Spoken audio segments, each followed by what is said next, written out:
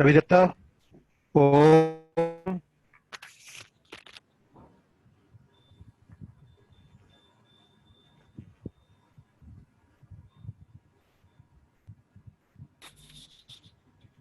रवि दत्ता ओम।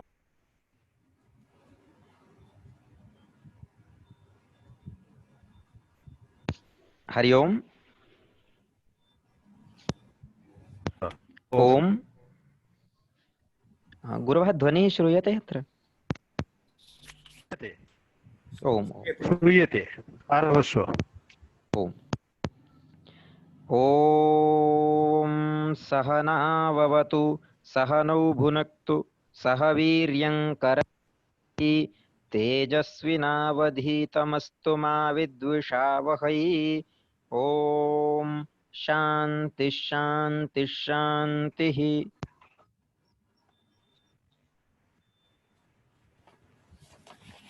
सभी को नमस्कार।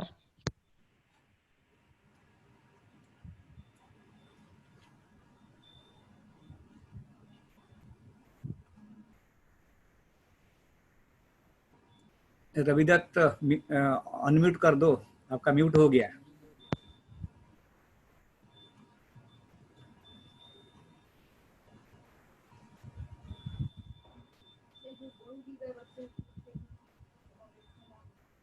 ना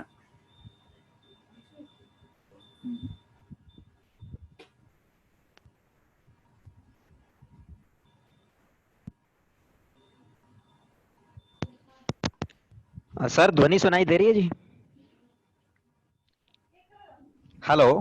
अभी अभी ठीक है रवि। जी जी जी धन्यवाद। पहले म्यूट था आपका।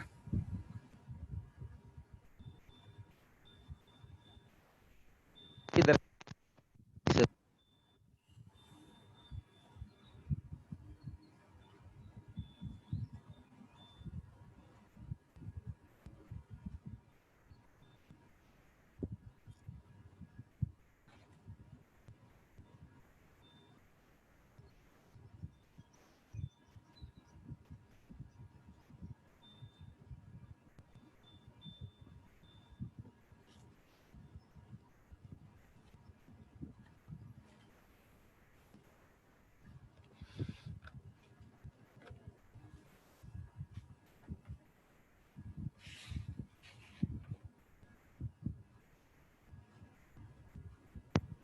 और जितने भी प्रतिभागी हमारे इस व्याख्यान के साथ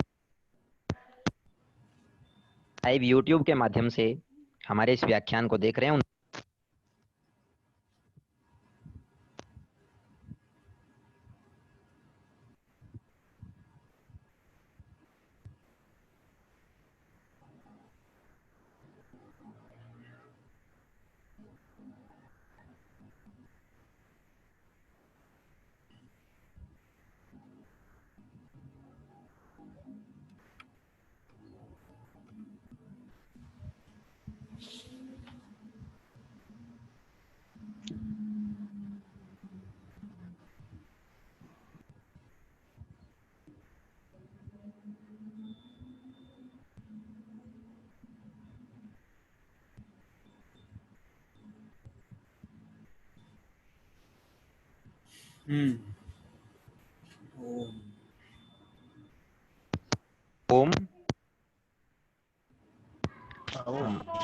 गुरुजी ओम। हाँ हाँ हाँ, गुरुजी अभवत् तद् अहं अस्तु निवेदयामि अस्तु डॉक्टर सुरेंद्र मोहन मिश्र महोदयान् तद् अस्तु अस्तु अस्तु ओम। पुनश्च स्थापना स्वरूपम्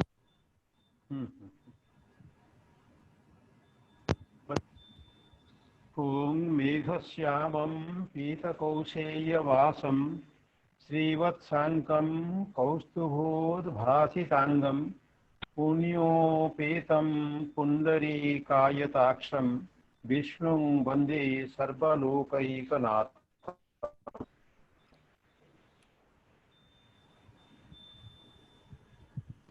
This is a matter of great pleasure and also a matter of coincidence with these corona times. COVID-19 is on the head of everyone in the planet, and people mostly at home are trying to discharge their duties. We being academics, we are trying to do a bit by organizing some webinars and some online lectures by reputed scholars of different places. Today it's a good occasion to meet with one of the very bright students of our department of Sanskrit, Pali and Prakrit,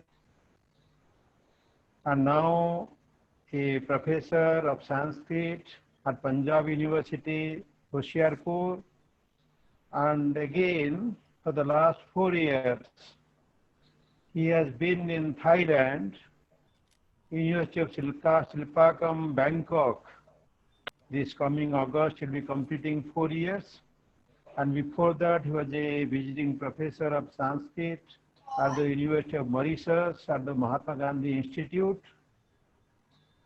Professor Narasingha Charana Panda, we welcome him on behalf of our university and the Bharat Ratna Gurjarilal Nanda Center of Ethics and Philosophy in the university. On behalf of all of the listeners gradually gathering to listen to this important lecture. Vishnu, as Vishwa is spread over, that is in a way our culture. We are Vishwa also, Vishnu also. We pervaded the whole planet, even beyond the planet, as in the Ramayana and elsewhere, in the Vedas. And also we permeated. Culturally, we wanted to permeate in different places, different spaces in the planet. And then Vasatkaraha, we wanted to do the best work, the yajna, all over the world. And then we also kept an eye on safety of the humanity and also our own safety. Because of this looking for our own safety, that after thousands of years we are still there as a compact culture, and we are still spreading into pockets in the planet in different places.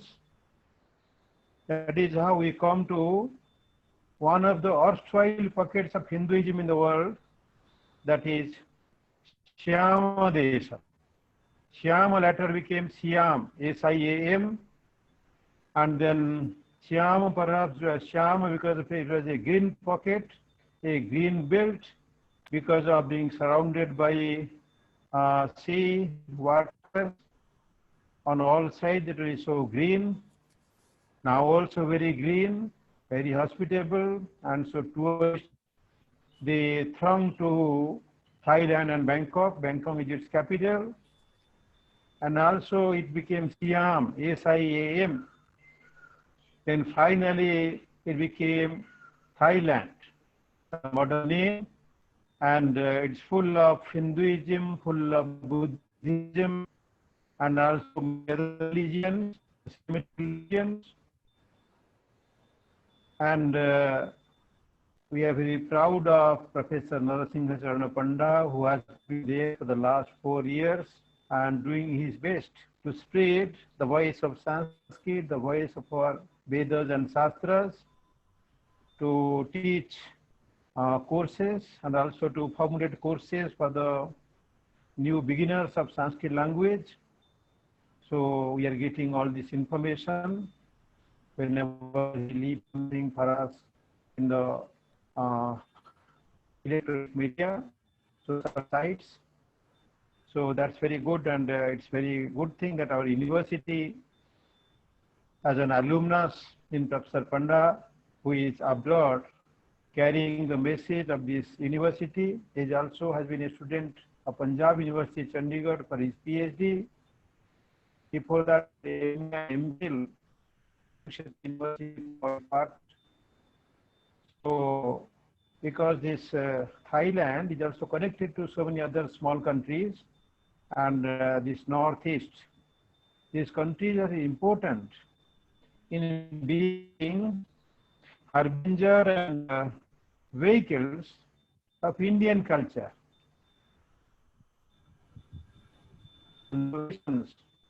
Has countries and also it's a chair created by the Indian Council of Cultural Relations under the Ministry of External Affairs of our country, India, that he is there as an ICCR chair professor of Sanskrit. And we know that how there are many Indian scholars have already been there.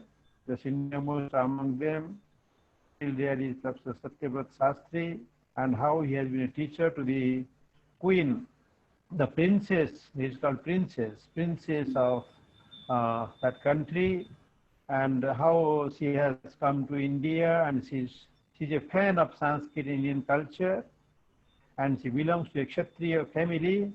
The family has still traditions, and how the country and everything he will speak in his lecture. So without wasting time, I will request Ravidatta to carry forward and ask our guest lecturer today to present his address on Sanskrit and Indic studies in Thailand. Ravidatta.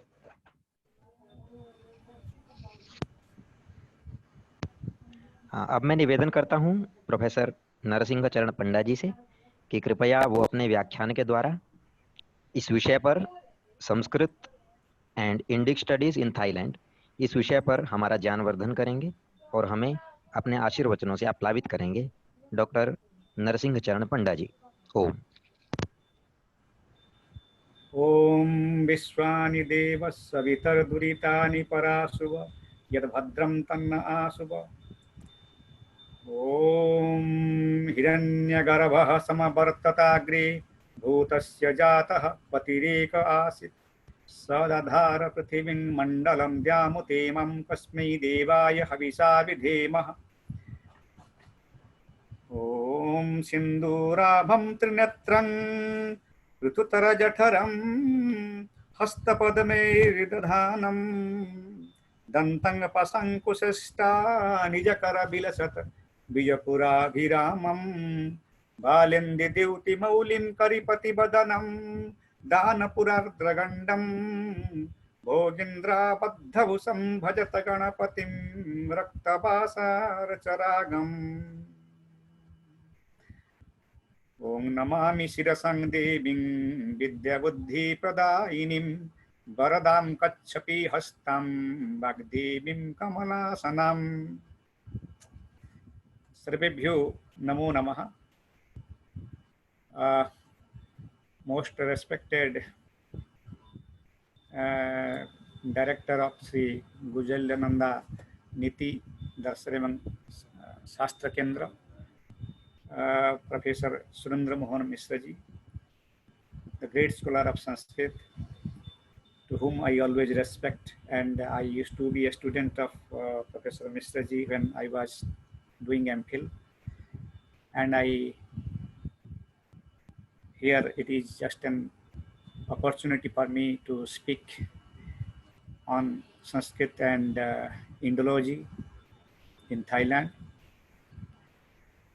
तो श्री गुलजानंदा नीति एवं दर्शन शास्त्र केंद्र के कुरुक्षेत्र विश्वविद्यालय के सभी authorities को मैं धन्यवाद देना चाहूँगा, और आज के जितने भी पार्टिसिपेंट्स हैं, श्रोता हैं, सबका अभिनंदन करता हूँ इसी व्याख्यानमाला में। जैसे professor Mishra ji has told that actually I will show so many slides and it is in English, and so many slides I have prepared. One by one, I will go. Yes, the first slide, I think it is. So this is the emblem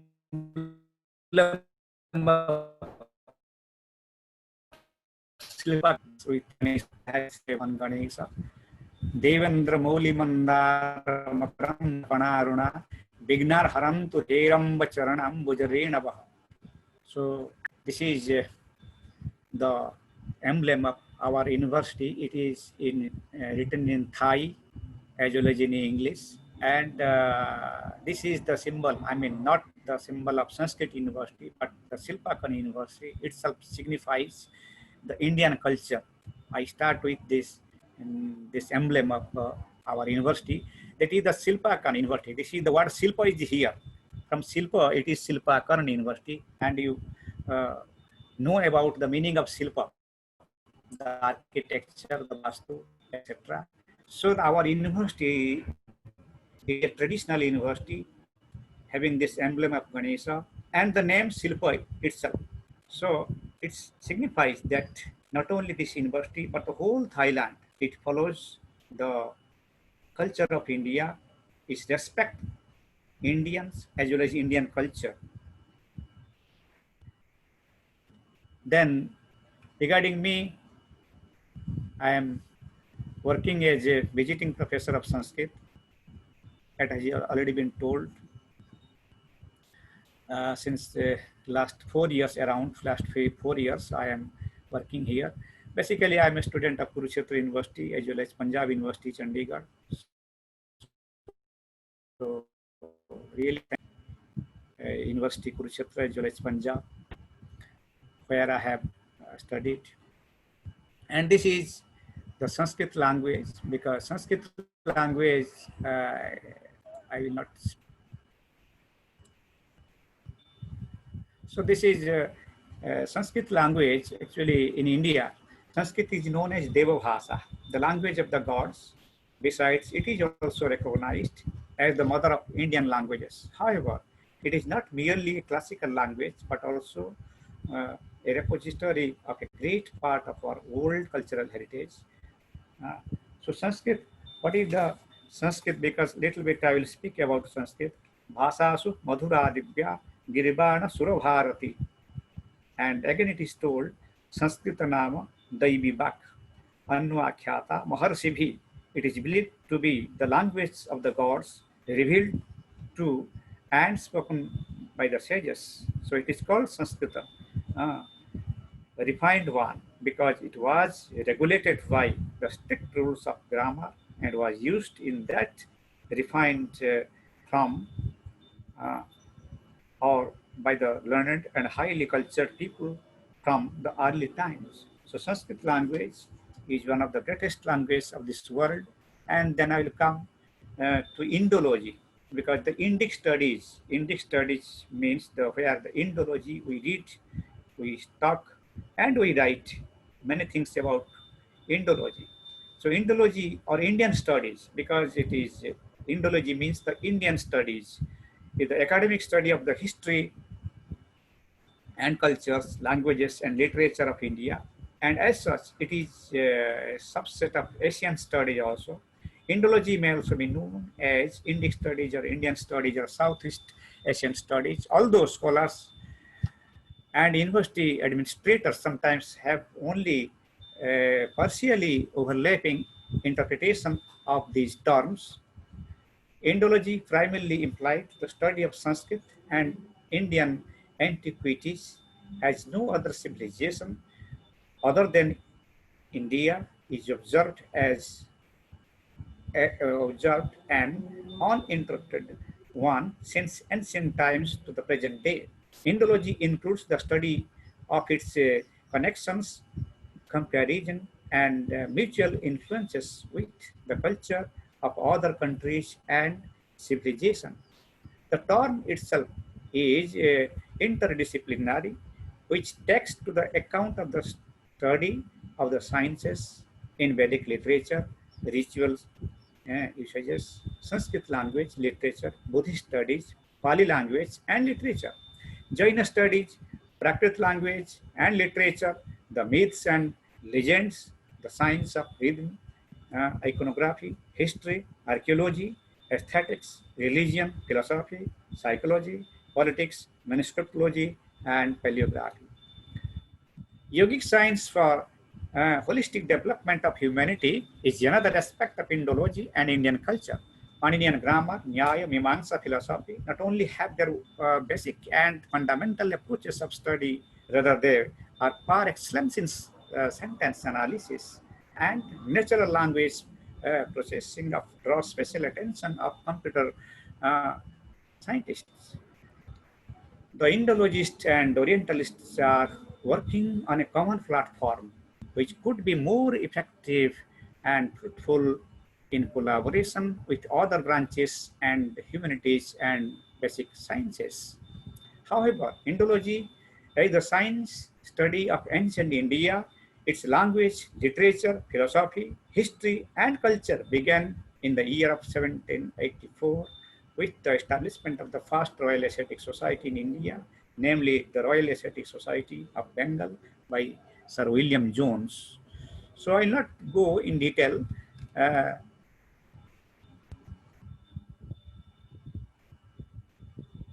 so many slides. Now the Indology has emerged as a subject of study throughout the globe. The change of methodology adopted for the purpose of researchers has taken place in recent past. Now, direct contact with life in India has come to be regarded as a sine qua non cause and in effect for meaningful research about India, its antiquities, the past, and the current religio, cultural, and literary traditions. Scientific development and with the emergence of analytic scientific method, new branches in various disciplines have emerged. An Indologist is required to make the use of new emerging branches of the various disciplines of history, archaeology, sociology, anthropology, psychology, ecology, geography, and linguistics. Thus, the modern Indological research is the employment of combined methods with intelligent use of the archaeology, anthropology, sociology, and a suitable historical perspectives.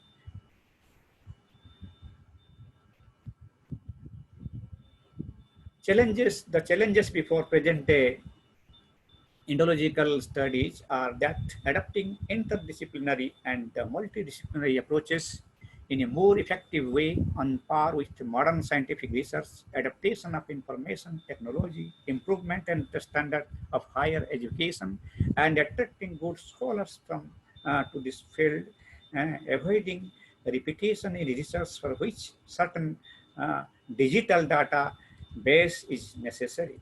Creation of better scopes and atmosphere for quality research in all the universities where teaching takes away the same, facilitating manuscriptology and conceptual Sanskrit in higher education. Now, Indology in Thailand. So we will discuss, we'll come to the main point today's discussion. It is the Indology, the Indic studies, Sanskrit Indic studies in Thailand. Sanskrit, as I have told now, it is known that Thailand is a Southeast Asian country and it has many similarities with Indian culture and tradition. The old name of Thailand was Siam, the Siama Desa. It was known as Siama Desa. So Siama Desa, it is very common known name of Thailand, the earliest name of Thailand. And Thailand is also, you see, in Thailand, the Indological studies, especially Sanskrit and Buddhism related studies, have been promoted by the government of Thailand for a long time. Thai and other Southeast Asian languages have strong roots in Sanskrit, which reflects their relationship with Sanskrit from time immemorial. So I will tell some of the words. Actually, it is not on the screen. many Thai words are taken from Sanskrit and Pali, like Sanskrit mantri, the minister. It is in montri in Thai. Sanskrit amatya is amachya in Thai.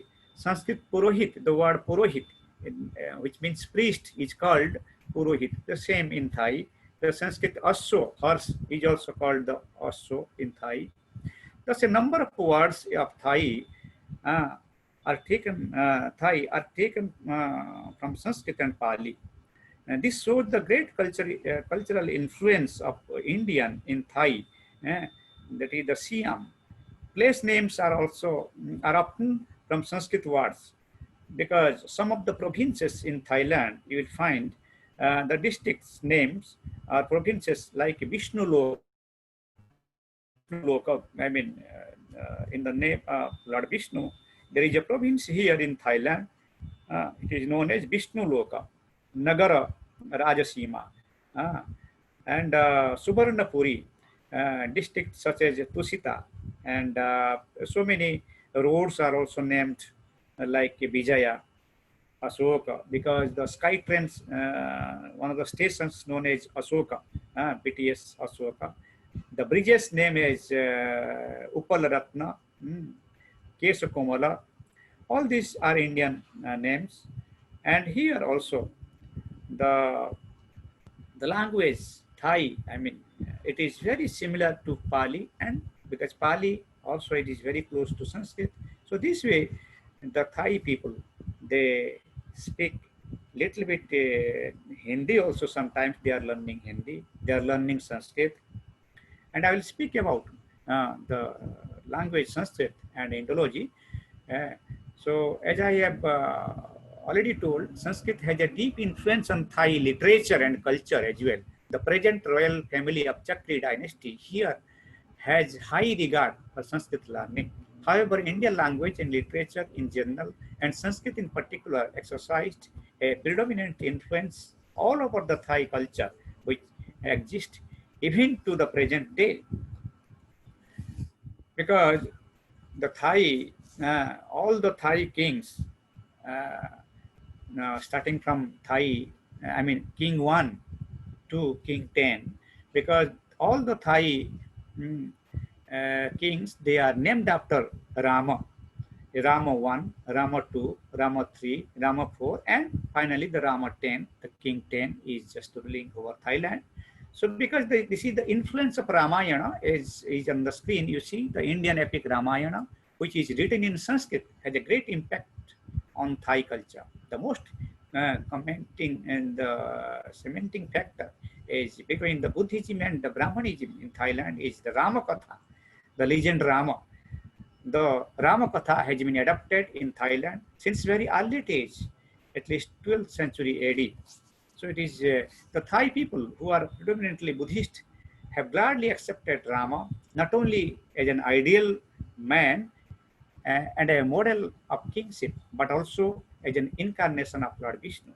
The generic name of Ramayana is Thai Ramakiyan or Thai or Ramakirti.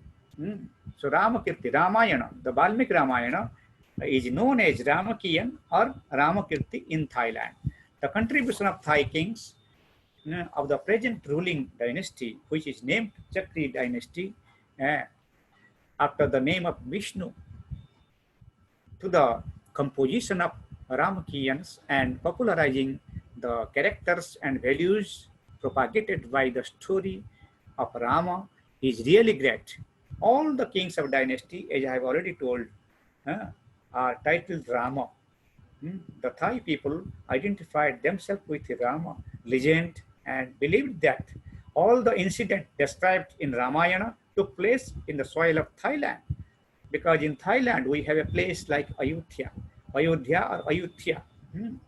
Here, just same, our Ayodhya is in Uttar Pradesh, but we have also in Thailand a place, Ayodhya. So it is very famous. So many temples you will find in Ayodhya also at present. Apart from Ramayana, the Mahabharata and many other classical literary works from India have also great influence in Thai literature, both directly and indirectly.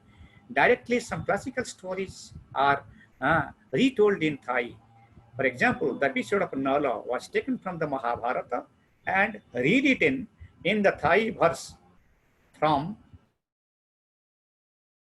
by the king Rama VI. Indirectly, a new story in Madana Badha was composed by the same king, King Rama VI, in the form of Sanskrit drama. The Indian tales are also well known in Thailand.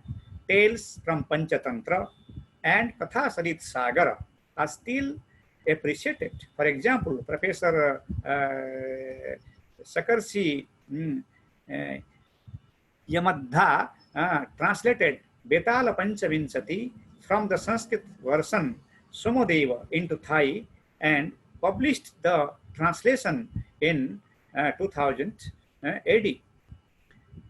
The first edition was sold within a few months. The great Sanskrit poet Kalidasa's Meghaduta has so far three versions translated by and Thanpiyan Samroj Sotikulna Ayuthya and Royan Urai Kula Sasya and Professor Dr. Chirapat Prapanda Vidya respectively. So Meghaduta has been translated into Thai by three Thai scholars. The Thai poetry, especially classical poetry, uses Sanskrit words freely. So Sanskrit literature have been translated into Thai language and received great response from Thai readers. The respected Thai king Rama VI made an important contribution and prepared Thai translation well-known Sanskrit works like Abhigyana Sakuntalam, Savitri, Priyadarshika, and Nalopakyanam. He wrote books and articles on Sanskrit literature such as The Origin of Thai Ramakiyan, The 10 Avatars or Incarnation of Lord Vishnu. So this is the contribution of Thai Rama VI. The king is actually really very fond of Sanskrit. He knows Sanskrit and everything. So he wrote his own version of Ramakirti, etc. This is the Sanskrit heritage in this land, and any visitor who comes to Thailand is impressed by the familiarity of the phonetics of the language. Anyone having some language, some knowledge on Sanskrit would feel very much at home here in Thailand. So these are some of the contributions, because this is a book written by Satyavat Sastri, the first ICCR professor of Sanskrit Study Center of Silpakan University, the Sri Ramakirti Mahakavyam. So written by Professor Satyavat Sastri, a great renowned scholar, Indologist of our country, and he was here. He has visited several times to Thailand, and he knows Thai language very deeply and properly, and he taught Sanskrit to the Thai princess, the present Thai princess, and actually this is a great, you can say the great Gaurava, and this is a great thing for we people Indians, because one of our professor, he has taught this Sanskrit to the Thai princess. So another book written by Professor Satyavat Sastri, Sri Ramakirti Mahakavyam. It is available in India, and written by, you see the picture of Thai Ramakiyan, because how the Thai people, they stage Ramayana on the stage, because you see this picture on the cover page of this book. This is the picturization of Ramayana, Valmiki Ramayana in Thailand. So this is the picture. You'll find the Ramakiyan or Ramayana in Thailand. So some of other scholars, I will give the name of other scholars also, those who have written books in Sanskrit as well as in Thai. The basic Sanskrit book written by Assistant Professor Dr. Sudasit Thai Ratna, Department of Thai Language, Faculty of Anthropology, Khetrasat University, Bangkok, Mahachuralankal Raja Vidyalaya, You see, in Thailand, actually, the word Maha, just like Mahavidyalaya, as you say in India, here it is also. यहाँ भी लोग महा शब्द का प्रयोग कर, महाविद्यालय शब्द का प्रयोग करते हैं। यहाँ भी एक चुलालंकल यूनिवर्सिटी है, यहाँ उसको भी कहते हैं कि महा चुलालंकल राज विद्यालय। थाई प्रोनाउंसिएशन मींस राज विद्यालय। विद्यालय को ये लोग विद्यालय के नाम से जानते हैं, उच्चारण भी करते हैं, बट द वर्ड विद्यालय is here. So Chulalankan, this is Maha, in Sanskrit we can say Chuda Alankarana. Maha Chuda Alankarana Vishwavidyalaya. Maha Chula Alankarana. So this is the Chulalang. In Thai it is Chulalang, but in Sanskrit it is Maha Chuda Alankarana Vidyalaya, Raja Vidyalaya. Raja Vidyalaya, you know, the related to Raja, related to king. So it is Raja Vidyalaya. So it is known because so many universities are here, like Silpakana University. It is also named after Silpa, but here it is also Maha Chuda Alankarana Vishwavidyalaya. So again, we will go for another work. That is the Talanka Grantha Deepakaha by Assistant Professor Dr. Same one, the Thai Ratna, Department of Thai Language, Faculty of Anthropology, Kshetrasat University, Bangkok, Thailand. And it is the Talanka Grantha Deepakaha. You see, it is in Sanskrit, actually in Thai also, Assistant Professor. And he has written this book. This is one of his contributions to Indology. And it is Tarka Sangraha, the student of philosophy. They know this text, Tarka Sangraha of Annabhatta. It is in Thai, Sanskrit with Thai language. So Thai language, it is already published. So it is Tarka Sangraha in Thai with Sanskrit. And another book, that is the Vyakara Satakam, also written by Assistant Professor Dr. Surachat Thai Ratna. So because there is Thai Ratna, the word, you see the Ratna word is there. The Ratna word is there, the same word is Ratna in India. Here also they use the word Ratna with their surname. And this is also related to Sanskrit. It is written in Devanagari. This script is there. Katham Ruchyate Sanskritam. You see, both the Devanagari as well as the Thai. You can see this script. Katham Ruchyate Sanskritam.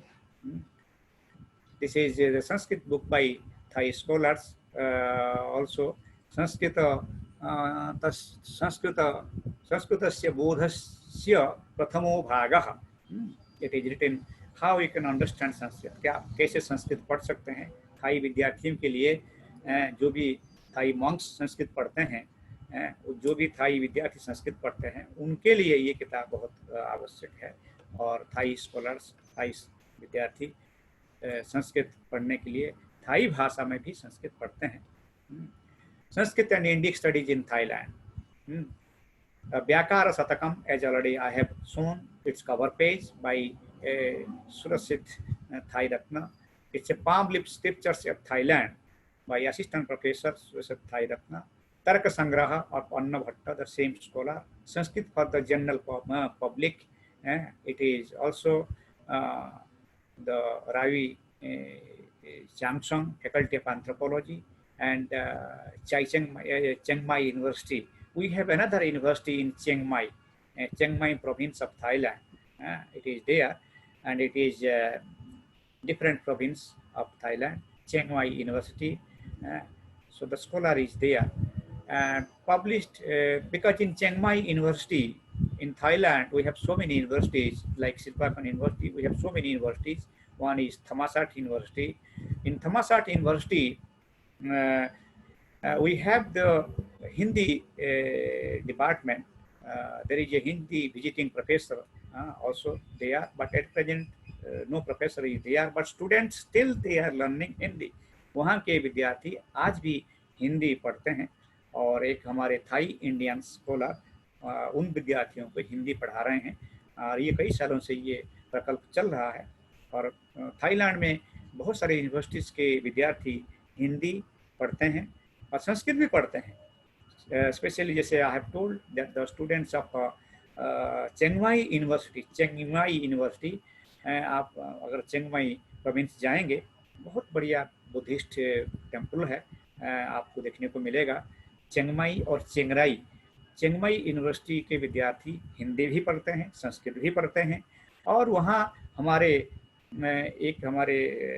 विद्यार्थी हैं जिसने BHU से PhD करके आज चेंगमाई में है और वो विद्यार्थियों को संस्कृत और हिंदी दोनों पढ़ाते हैं। और भी कई वहाँ हमारे टीचर्स हैं जो कि हिंदी पढ़ाते हैं।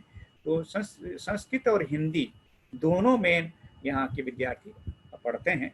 तो मैं इसीलिए हिंदी में थोड़ा बहुत, क्योंकि जो हमारे विद्यार्थी हैं जो इंग्लिश नहीं समझ पाते हैं उनके लिए मैं थोड़ा बहुत हिंदी और संस्कृत, और ये तो इंग्लिश में है ही।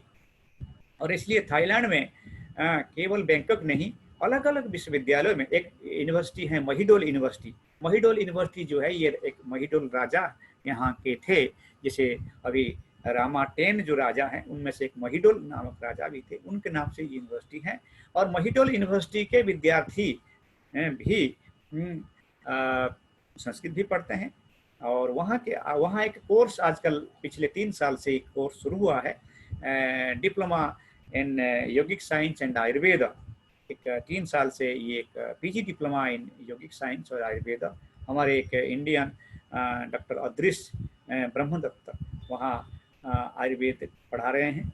वहाँ जैसे संस्कृत कभी कभी मैं भी संस्कृत का टेक्स्ट पढ़ाता हूँ, कई बार मैं आयुर्वेद का टेक्स्ट भी पढ़ाता हूँ, ऑनररी वहाँ जाता हूँ तो पढ़ाता हूँ। तो वहाँ महिडोल यूनिवर्सिटी में भी हमारे थाई के विद्यार्थी भी योग डिप्लोमा करते हैं, आयुर्वेद के ऊपर डिप्लोमा भी कर रहे हैं। तो जैसे मैंने कहा चुलालंकल यूनिवर्सिटी जो भी थाईलैंड बैंकॉक में है, वहाँ के विद्यार्थी भी हिंदी पढ़ते हैं, वहाँ एक हिंदी टीचर भी है और वहाँ के विद्यार्थी भी संस्कृत अध्ययन करते हैं, हिंदी भी अध्ययन करते हैं। और जैसे हमारी यूनिवर्सिटी शिल्पाकन यूनिवर्सिटी भी है, यहाँ के विद्यार्थी, ग्रेजुएशन के विद्यार्थी हिंदी पढ़ते हैं। लगभग 70 से ऊपर विद्यार्थी हिंदी अध्ययन करते हैं हमारे शिल्पाकन यूनिवर्सिटी में, और संस्कृत भी हमारे विद्यार्थी पढ़ते हैं। और मैंने केवल आपके सामने ये कुछ संस्कृत के जो विद्वान हैं उनका जो कार्य है, खास करके इंडिक स्टडीज़ के फील्ड में, इंडोलॉजी में जो उनका कार्य है, मैं आपके सामने रख रहा हूँ। और हालांकि ये जैसे यहाँ के राजाओं ने भी संस्कृत के ऊपर कार्य किया और उन्होंने थाई में अनुवाद किया, जैसे मैंने पहले बताया। और ये है जो study of Sanskrit basic in advance, ये देखिए पब्लिश्ड बुक्स ऑफ डॉक्टर चामलोंग सारा पाथनुक, some of the contribution of these scholars. He has written a number of books, Study of Sanskrit, Basic and Advanced, History of Sanskrit Literature, Sadharma Pundarika Sutra, translated into Thai. Sadharma Pundarika Sutra ये भी एक Buddhist text है, महाजन text है, उसका Thai में अनुवाद हुआ है थाईलैंड में। प्रज्ञा पारमिता हृदय सूत्र एंड सुखावती सूत्र, ट्रांसलेटेड इनटू थाई, ये भी थाई में अनुवाद हुआ है। संस्कृत सुहासितम, ट्रांसलेटेड इनटू थाई। एंड यहाँ एक ऐसे विद्वान आपके सामने आ रहे हैं जिनका नाम है प्रोफेसर चिरापत प्रपंड विद्या। चिरापत प्रपंड विद्या जो आजकल एडवाइजर हैं Sanskrit study centre and fellow of Raj Pandit हैं, royal society of Thailand. President award उनको मिला है हमारे भारत सरकार ने, तो उनको प्रेसिडेंट अवार्ड दिया है, मैं बाद में वो चित्र दिखाऊंगा। तो एक अच्छे प्रोफेसर हैं जिन्होंने इस चेयर में आज तक जितने भी प्रोफेसर आए हैं मेरे तक, सत्यव्रत शास्त्री से लेकर के मेरे तक जितने भी प्रोफेसर आए हैं, आपने सबके साथ कार्य किया है। और जैसे मैंने कहा कि प्रोफेसर चिरापत प्रपंड विद्या, उन्होंने अपना सरनाम जो प्रपंड विद्या के नाम से रखा है, उन्होंने ये सब काम उन्होंने किया है। The wonder that was in India, Thai, translated into Thai, chapter 6 and 7. It is a textbook for the Thai social science and Sanskrit studies. और आपकी विशेष करके आप सबके लिए एक विशेष जानकारी इंफॉर्मेशन है कि the wonder that was in India, ये चैप्टर 6 और 7 ये इंडोलॉजी से संबंधित है। हम लोग because we have started our semester 10th of this month and we both are teaching, myself and Professor Chirapat Prapanna Vidya, we both are teaching Indology to the Thai MA students। यहाँ MA के विद्यार्थी जो हैं वो Indology पढ़ते हैं। Indology एक subject है यहाँ, और उसी इंडोलॉजी में ये जो किताब है the wonder that was in India by Basham, इस किताब को थाई के विद्यार्थी कुछ चैप्टर्स जैसे चैप्टर 6 और चैप्टर 7 तो इसको ये थाई में भी अनुवाद हुआ है। और चिरापत जी और हम दोनों हमारे अपने विद्यार्थियों को इंडोलॉजी पढ़ाते हैं।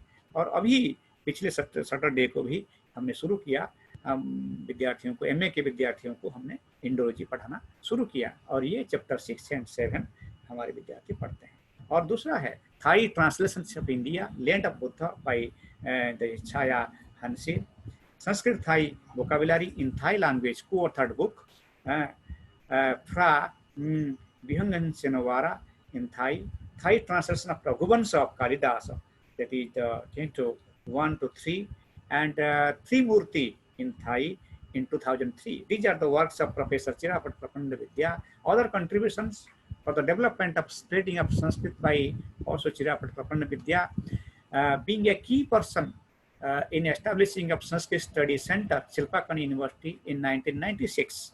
This is one of the contribution of Professor Chirapat Prapanna Vidya. In 1996, Sanskrit Study Center was established. आज संस्कृत स्टडी सेंटर के नाम से जो लोग आप जानते हैं कि ये शिल्पाकन यूनिवर्सिटी का अभिन्न अंग है। मैं बाद में कुछ चित्र दिखाऊंगा यूनिवर्सिटी संस्कृत स्टडी सेंटर का। तो प्रोफेसर चिरापत प्रपन्न विद्या जो कि 80 साल अगले साल पूरे करेंगे 2021 में मार्च में, तो आपका विशेष कंट्रीब्यूशन है introducing courses leading to master degree in Sanskrit at the department of oriental languages. यहाँ के डिपार्टमेंट का नाम ओरिएंटल लैंग्वेजेस है और फैकल्टी ऑफ आर्कियोलॉजी के अंडर ये काम करता है। शिल्पाकन यूनिवर्सिटी से since 1992 the first of its kind in Thailand. Thailand में ये ओरिएंटल लैंग्वेजेस है और थाईलैंड में संस्कृत स्टडी सेंटर भी है और शिल्पाकन यूनिवर्सिटी के अंदर ये सब काम करते हैं। Introducing courses leading to PhD in Sanskrit at the Department of Oriental Languages, Faculty of Archaeology, Silpakan University since 1999, also first its kind in Thailand. Thailand में for the first time 1999 से आज तक थाई के स्टूडेंट संस्कृत में PhD कर रहे हैं और ये प्रकल्प 1999 से आज तक कंटिन्यू हो रहा है। बहुत सारे विद्यार्थियों को संस्कृत के ऊपर PhD की डिग्री भी मिली और ये बड़ा हर्ष का विषय है कि थाईलैंड में रेगुलरली MA की पढ़ाई होती है, MA in Sanskrit, also PhD in Sanskrit. World में शायद ऐसा कोई देश नहीं है जो संस्कृत MA की रेगुलर पढ़ाई हो रही है। संस्कृत की PhD तो बहुत सारे देशों में है, संस्कृत के ऊपर डिप्लोमा कोर्सेस भी है, सर्टिफिकेट कोर्स भी है, पर MA इन संस्कृत रेगुलर कोर्स जो है वो थाईलैंड में है और संस्कृत स्टडी सेंटर के ही अंदर है। तो ये एक विशिष्ट की बात है। और जो MA इन संस्कृत के विद्यार्थी हैं वो इंडोलॉजी भी पढ़ते हैं, संस्कृत भी पढ़ते हैं, आर्कियोलॉजी के टेक्स्ट भी पढ़ते हैं, बुद्धिज्म के टेक्स्ट भी पढ़ते हैं, दर्शन के टेक्स्ट भी पढ़ते हैं, हमारे भारतीय दर्शन के टेक्स्ट भी हम उनको पढ़ाते हैं, वेद के टेक्स्ट भी पढ़ाते हैं, मंत्रों का उच्चारण भी कराते हैं। क्योंकि जो थाई मंक्स यहाँ आते हैं पढ़ने के लिए, जो लाल वस्त्र धारण करते हैं, तो आप ये काफ़ी रेस्पेक्टेड हैं थाईलैंड में। भले ही हमारे देश में हमारे प्रीस्ट जो पुरोहित हैं उनको इतना रेस्पेक्ट नहीं मिलता हो, पर थाईलैंड के जो मंक्स होते हैं उनके लिए विशेष सम्मान है। बस में जब जाएंगे तो उनके लिए विशेष सीट भी आरक्षित होती है, उनके लिए विशेष सम्मान है। कहीं भी जाएंगे लोग उनको सीट देंगे। और ये मंक्स आप एवरीडे सवेरे देखेंगे कि ये मंक्स भिक्षा अन्न पाने के लिए तो सवेरे आप जाते हैं भिक्षा मांगने के लिए। ये एक परंपरा थाईलैंड में है। तो ये थाईलैंड के जो मंक्स होते हैं ये पाली में बहुत अभ्यस्त होते हैं और जितने भी मोनेस्ट्रीज थाईलैंड में हैं ये लोग मंक्स वहीं रहते हैं। उनके लिए खाना ये लोग खुद मांग करके, खुद भिक्षा मांग करके लाते हैं। और यहाँ के लोग बड़े सहजता से उनको भिक्षा दान देते हैं, अन्न दान देते हैं। जैसे अन्नदान महादान होता है, हमारे यहाँ भी थाईलैंड की ये परंपरा है, जो कि नालंदा आदि जो हमारे प्राचीन विश्वविद्यालय रहे हैं, हमारे जो परंपरा रही है कि गुरुकुल की पद्धति के हिसाब से, गुरुकुल प्राचीन गुरुकुल परंपरा के हिसाब से हमारे जैसे विद्यार्थी, गुरुकुल के विद्यार्थी भिक्षा मांगने के लिए अवश्य जाते थे, गुरुओं के लिए भिक्षा मांगते थे, गुरुओं के लिए समिधा लाते थे वन से। और ये परंपरा आज भी थाईलैंड में हमें देखने को मिलती है, क्योंकि दोनों परंपरा, भारत और थाईलैंड की परंपरा में विशेष अंतर नहीं है। भले ही यहाँ के लोग बुद्धिस्ट अवश्य हैं, पर वही पढ़ते हैं, वही बोलते हैं, वही सीखते हैं जो हमारे हिंदुस्तान में है। तो कंट्रीब्यूशन थाईलैंड टू इंडोलॉजी आगे will go. Any other contribution of for the development of spreading of Sanskrit by Chiraput Prapanda Vidya. मैंने चिरापट प्रपंड विद्या जी के बारे में I have told that in April 2019 the Professor Chiraput Prapanda Vidya has also received the President's Certificate Award. ये certificate award 2018 का है, but 2019 में उनको award दिया गया है और Rashtrapati Bhavan of India by his outstanding contribution to Sanskrit to Indology and scholars contribution. Dr. Samian Samian, actually he is working as associate professor in our Sanskrit Study Center. He has written and edited these books. This is the Kathan Thapa, and it is the Mahadana of the Buddhist. It is published in Bangkok from the Mahachulalongkorn Buddhist University Press, 1991. Pali language also, it is published in 1998. Sundarananda Mahakavya. This is very famous in India. He has translated it from Sanskrit into Thai. It is published in 2000 from Mahachulalongkorn Buddhist University and the Northeastern Thai dialect. It is also a book written by Dr. Samian. And this is Bangkok Faculty of Archaeology, Silpakan University in 2001. This is the Asughosa Rachitam Sundarananda Kavyam. You see the both Thai language के जो Thai script है वो भी देखिए, और cover page में आपके सामने रख रहा हूँ, आप उससे अवश्य अवगत होंगे कि Asughosa Rachitam. Dr. Samian, some of other works are Bhagavad Gita in 2003, and Buddha Charita Mahakavya, also it is published in 2004. Mahavastu Avadan, it is in 3 parts. Volume 1, it was published in 2010. Volume 2 of Mahavastu Avadan with a Thai translation, it was published in 2014. And Mahavastu Avadan, Volume 3, that is a part 3, it is published also from our Sanskrit Studies Foundation. We have a Sanskrit Studies Foundation, and it is also publishing so many texts related to Sanskrit, Pali and Buddhism. So under this series, so Mahavastu Avadana के 3 भाग जो है ये publish हुए हैं 2010, 2014 और 2018 में। और ये बुद्ध चरित महाकाव्यम, ये भी एक ग्रंथ है, वो भी हमारे यहीं से पब्लिश हुआ है। प्रोफेसर परमाथ खाम एक, Dr. Paramath, actually he is also working as an associate professor in our Sanskrit Study Center, Silpakan University. And he also published too many works, Hindi speaking with different situations in India. Hindi Thai Dictionary ने उनको लिखा है और उसको publish भी किया है. Summarized history of Hindi literature, practical Hindi grammar, Hindi stories of grandfather and grandmother with Thai translation. So Dr. Paramath, actually he has obtained his PhD degree from Banaras Hindu University in Sanskrit, but here he is teaching Hindi language to the Thai students. So very effective person, very learned man, and also very efficient. Contribution of Dr. Sombat Mangmi Sukhasiri. Presently, he is the director of our Sanskrit Study Center. This is the Department of Oriental Languages, Faculty of Archaeology of our Silpakan University. He has written Sanskrit Grammar, Volume 1 also, and Volume 2 also published. So he is also teaching like the text like Mayamatam to the students, and so he is also teaching. Dr. Sambat also teaching uh, the text of philosophy, Bharatiya Darsana, like Nyaya. He is specialized in Nyaya Shastra, and he is teaching Nyaya philosophy. He is teaching archaeological text like Mayamatam, Manasara to the students, and besides, he has written some books on Sanskrit grammar. So these are the main contribution, and the major contribution of the HRH Princess Mahachakri Sirindon. Uh, the Princess Mahachakri Sirindon has been herself a great scholar of Sanskrit, and she has graduated, as mentioned above, from the Faculty of Archaeology of our university. She is an avid India lover and has been to sites of Indian culture and several times since last 25 years. So this is the picture because she has been awarded by our former Vice President ICCR award for the uh, contribution to Sanskrit, and for this award, besides, she has also been awarded like Padma Bhushan. In 2016, she has awarded the World Sanskrit Award in 2015, and in March 2017, she has received the Padma Bhushan Civilian Award from the Literature and Educational Works.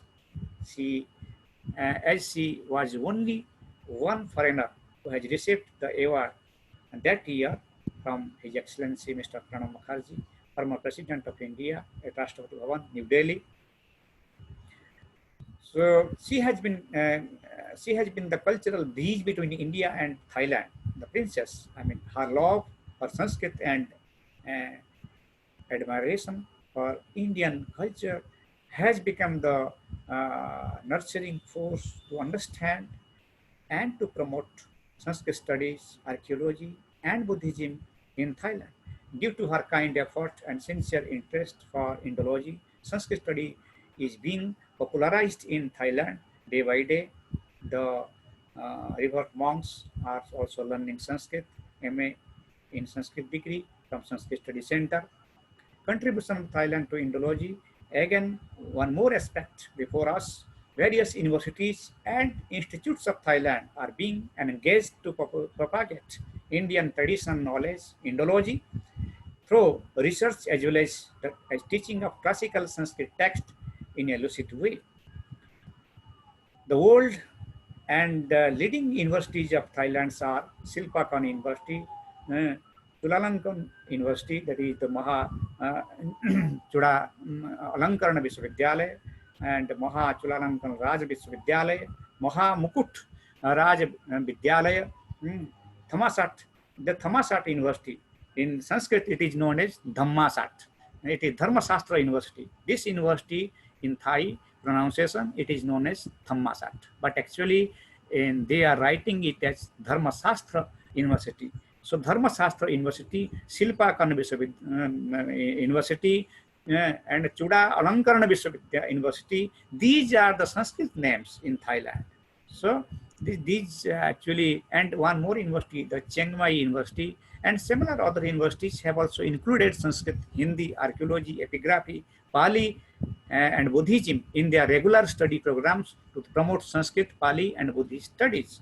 So these are the University of Thailand.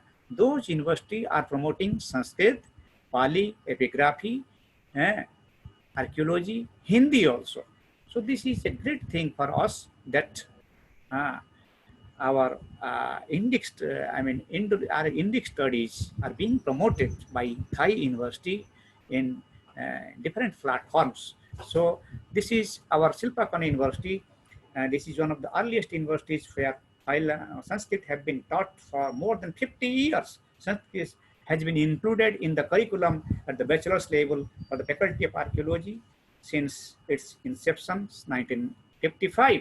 So the Department of Oriental Languages was established in its faculty of, in 1974, and this marked the major inclusion of Sanskrit as its master's degree program in epigraphy.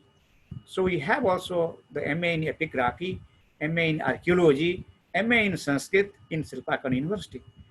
So Sanskrit Study Center, as I have told, it is the Center for the Excellence in Sanskrit, now affiliated to the Faculty of Archaeology, Silpakan University, Faculty of Archaeology. The faculty has included Sanskrit in its curriculum since its inception, 1955, at this Department of Oriental Languages.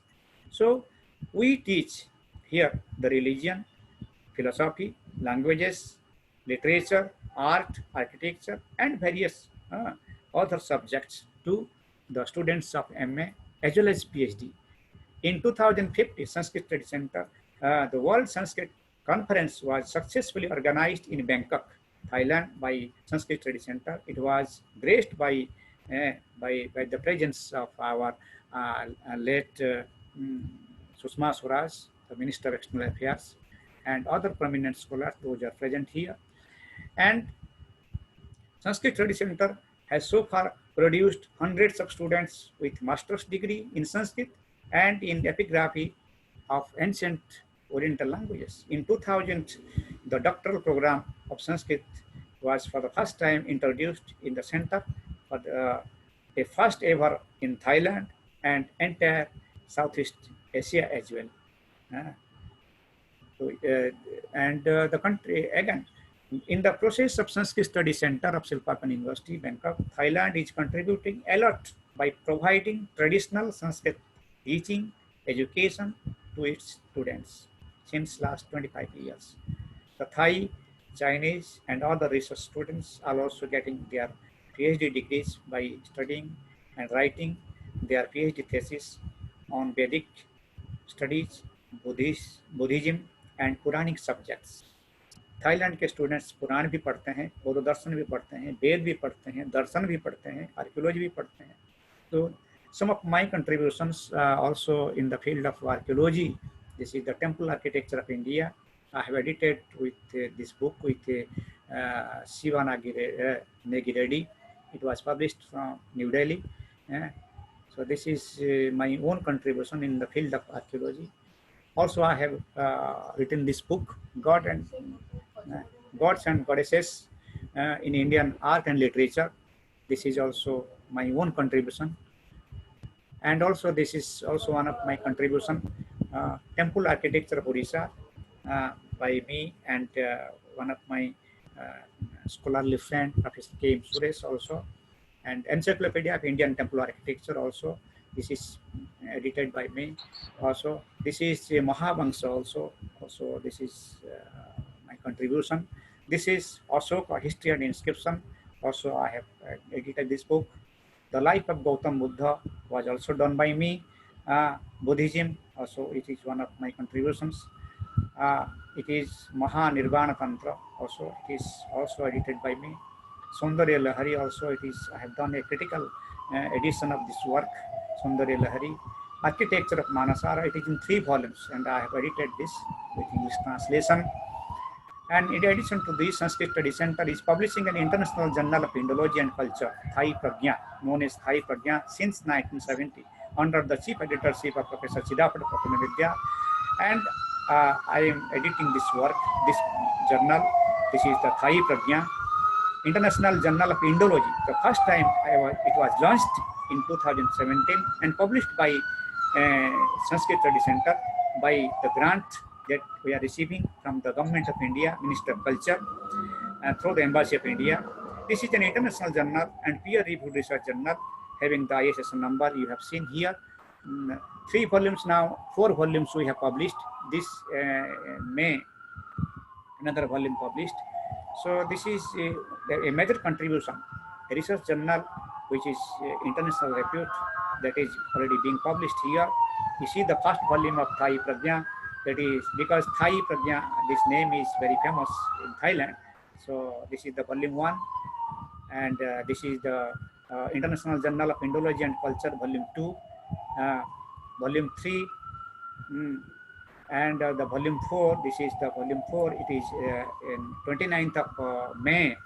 This was released by the Vice Chancellor or the President of our university, along with the Ambassador of Embassy of India, Thailand.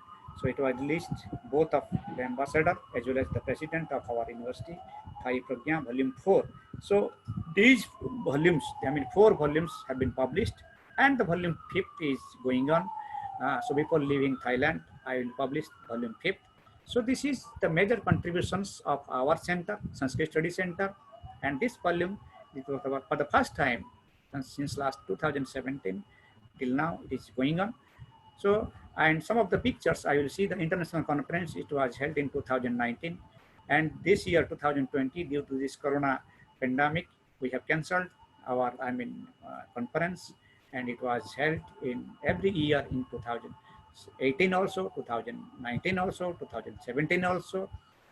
And this is the Sanskrit Study Center building. I am showing you, please see this building, and this is very unique building. The government of Thailand as well as the government of India, both they have sanctioned money contributed for the center. And this is, you see this emblem, the picture is little bit hazy. I mean the Ganesha picture is here, the top of this building. So it is written in Thai, within English. And this is the volume, Thai Pragya, volume 2 was released by the then Deputy Ambassador and our Dean and other dignitaries and our Sanskrit in our Sanskrit Study Center. And this is the volume 3 was released by our ambassador, present ambassador, with our president. President means the vice chancellor and other scholars, Professor Chirapala Prapanna Vidya, and it was released in 2019, this year, in this year. And this is the President award to Dr. Chirapala Prapanna Vidya in the field of Sanskrit languages by our Vice President in the President Bhavan 2019. And these are the list of Sanskrit professors, those who have visited Thailand: Professor Satyavrat Sastry, Usha Satyavrat Sastry, Professor Hridas Sharma, Professor Radhavallabh Tripathi, Professor Radhamadhav Das, Professor Pratibha Manjari Rath, Professor Kedarnath Sharma, Professor Pandurang Bhatt, 2014 to 16, and myself, N.C. Panda. Also, I am working here since 2016 to till now. So, conclusion, I mean, finally, I will say, it can be said that the future of Indology is good, and the country like Thailand is regularly promoting Sanskrit and other Indological subjects by the support of Government of India as well as the Government of Thailand. Both the Government of India as well as the Government of Thailand, दोनों सरकार Indology को promote कर रहे हैं, तो ये बड़ी खुशी की बात है. और the regular teaching work of Sanskrit and other Indological subjects in higher classes are also contributing in Thailand. Besides, the publication work of Indological books and research journals is also smoothly progressing for the benefit of students and researchers in Thailand. So this is, I mean, something, the great contribution of Thailand in the field to the Indology. So मैं अंत में यही कहूँगा कि Thailand में केवल monks नहीं, अपितु थाई के विद्यार्थी संस्कृत अध्ययन करते हैं, हिंदी भी अध्ययन करते हैं, और इंडोलॉजी के सारे बुक्स जो भी आप जानते हैं हमारे हिंदुस्तान में हमारे सिलेबस में है, यहाँ भी वही है. केवल लैंग्वेज कभी हम इंग्लिश में पढ़ाते हैं, कभी संस्कृत में पढ़ाते हैं, और हमारे टीचर्स कभी थाई में पढ़ाते हैं. तो थाईलैंड में संस्कृत के लिए विशेष अध्ययन केंद्र, जो संस्कृत अध्ययन केंद्र है, ये काफ़ी कंट्रीब्यूशन दे रहा है संस्कृत को प्रमोट करने के लिए, इंडोलॉजी को प्रमोट करने के लिए. तो हमारे यहाँ के विद्यार्थी भी संस्कृत में एमए की डिग्री ले रहे हैं, पीएचडी की डिग्री भी ले रहे हैं. तो ये हम लोगों के लिए बड़ी गौरव की बात है कि हम लोग हिंदुस्तान से आकर के, जैसे महर्षि मनु ने कहा, एतद् देश प्रसूतस्य सकाशत अग्रजन्मनः सोम सोम चरित्रम शिक्षेरम पृथिव्यां सर्वमानवा. हम अपने देश में भी हम अपने विद्यार्थियों को पढ़ाते हैं, यहाँ भी हम संस्कृत को पढ़ाते हैं, हिंदी भी पढ़ाते हैं, इंडोलॉजी भी पढ़ाते हैं, और रिसर्च जर्नल भी हम पब्लिश कर रहे हैं. तो आप में से अगर कोई रिसर्च जर्नल कोई आर्टिकल लिख सकता है, so you can write it in English with the Roman script. So definitely we will consider to publish in our forthcoming volumes. So finally I will thank you all, कि जितने भी श्रोता आप जुड़े हैं, आप सबको धन्यवाद देता हूँ. स्पेशली हमारे अग्रज विद्वान श्रेष्ठ विशिष्ट विद्वान और डायरेक्टर जो गुलजल नंदा नीति एवं दर्शन शास्त्र केंद्र के जो निदेशक हैं प्रोफेसर सुरेंद्र मोहन मिश्र जी के प्रति मैं विशेष आभार व्यक्त करना चाहूँगा कि आपने मुझे ये मौका दिया कि आपके सामने थाईलैंड का कंट्रीब्यूशन इंडोलॉजी को क्या है, specially contribution of Thailand to Indology, तो ये एक विशेष चांस आपने दिया। मैं आपके प्रति विशेष आभार व्यक्त करना चाहता हूँ। बहुत बहुत धन्यवाद, आप सभी को धन्यवाद। Special thanks to professor Surendra Mohan Mishra ji and Ravi Dutt ji also, जो इसके संयोजक हैं। तो सभी आप सभी श्रोताओं को धन्यवाद, सादर नमस्कार सभी को, धन्यवाद।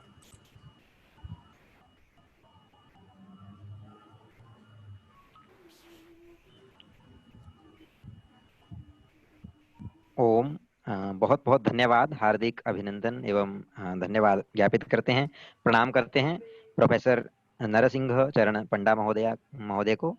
और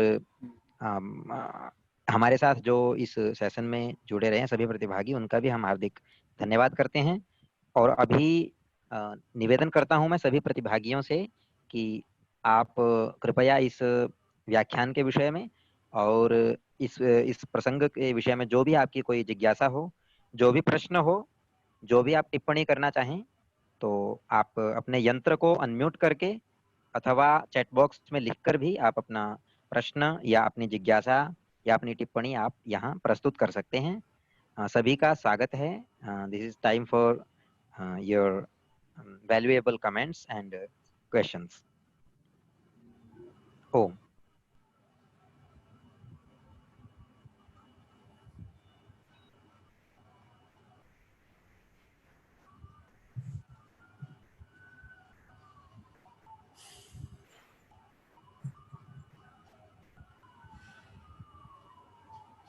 अगर किसी का कोई मन में कोई शंका है आप पूछ सकते हैं। महोदय नमस्कार। नमो नमः। नमस्कार। सत्यनारायण वशिष्ठ महोदय, हरियाणा प्रदेश। महोदय हम जानामि यत् थाईलैंड देशे किं विद्यालयेषु अपि संस्कृत भाषा पाठ्यते? न, विद्यालये तु संस्कृत भाषा नास्ति एव, परन्तु महाविद्यालये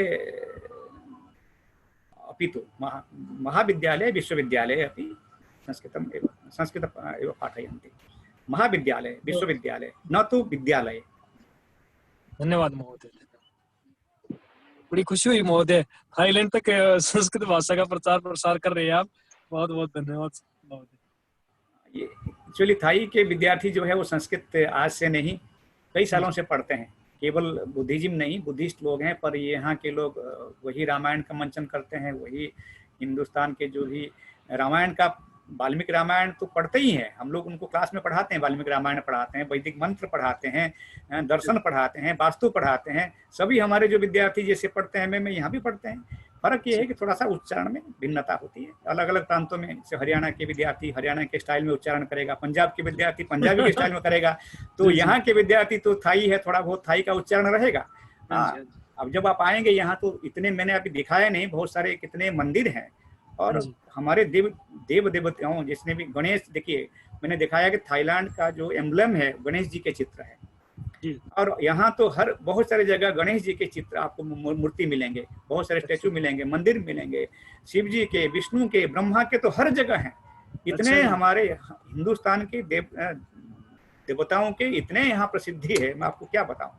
तो यहाँ तो जैसे मैंने कहा ना, विष्णु लोक है, यहाँ अर्धनारीश्वर जी की मूर्ति है। जैसे मैंने कहा एक हमारे यहाँ, आज तो इतना समय नहीं मिला, नहीं तो मैं बहुत सारे चित्र देखा था कि यहाँ के लोग कैसे मंदिर जाते हैं, हिंदू मंदिर जाते हैं और गणेश जी की पूजा करते हैं, मंदिर में बैठते हैं। और हर मंदिर में बुद्ध की, हिंदू मंदिर भी बहुत है, और हिंदू मंदिर में बुद्ध की पूजा भी होती है, गणेश जी की पूजा भी होती है, दुर्गा जी की पूजा भी होती है, विष्णु जी की पूजा होती है, शिव जी की पूजा होती है। और थाई लोग हर जगह जाते हैं, आराम से बैठते हैं, प्रणाम करते हैं। यहाँ साउथ इंडियन मंदिर है हमारे यहाँ, तो उस मंदिर में देखिए 70% तो थाई लोग जाते हैं उस मंदिर में हैं। तो हाँ, दुर्गा जी के सामने नतमस्तक होते हैं, नमस्कार करते हैं, प्रणाम करते हैं। उनके भक्ति भाव तो हम तो देख करके आश्चर्य होते हैं। और इतने भक्ति यहाँ के लोगों के पास हमारे देश में शायद हो।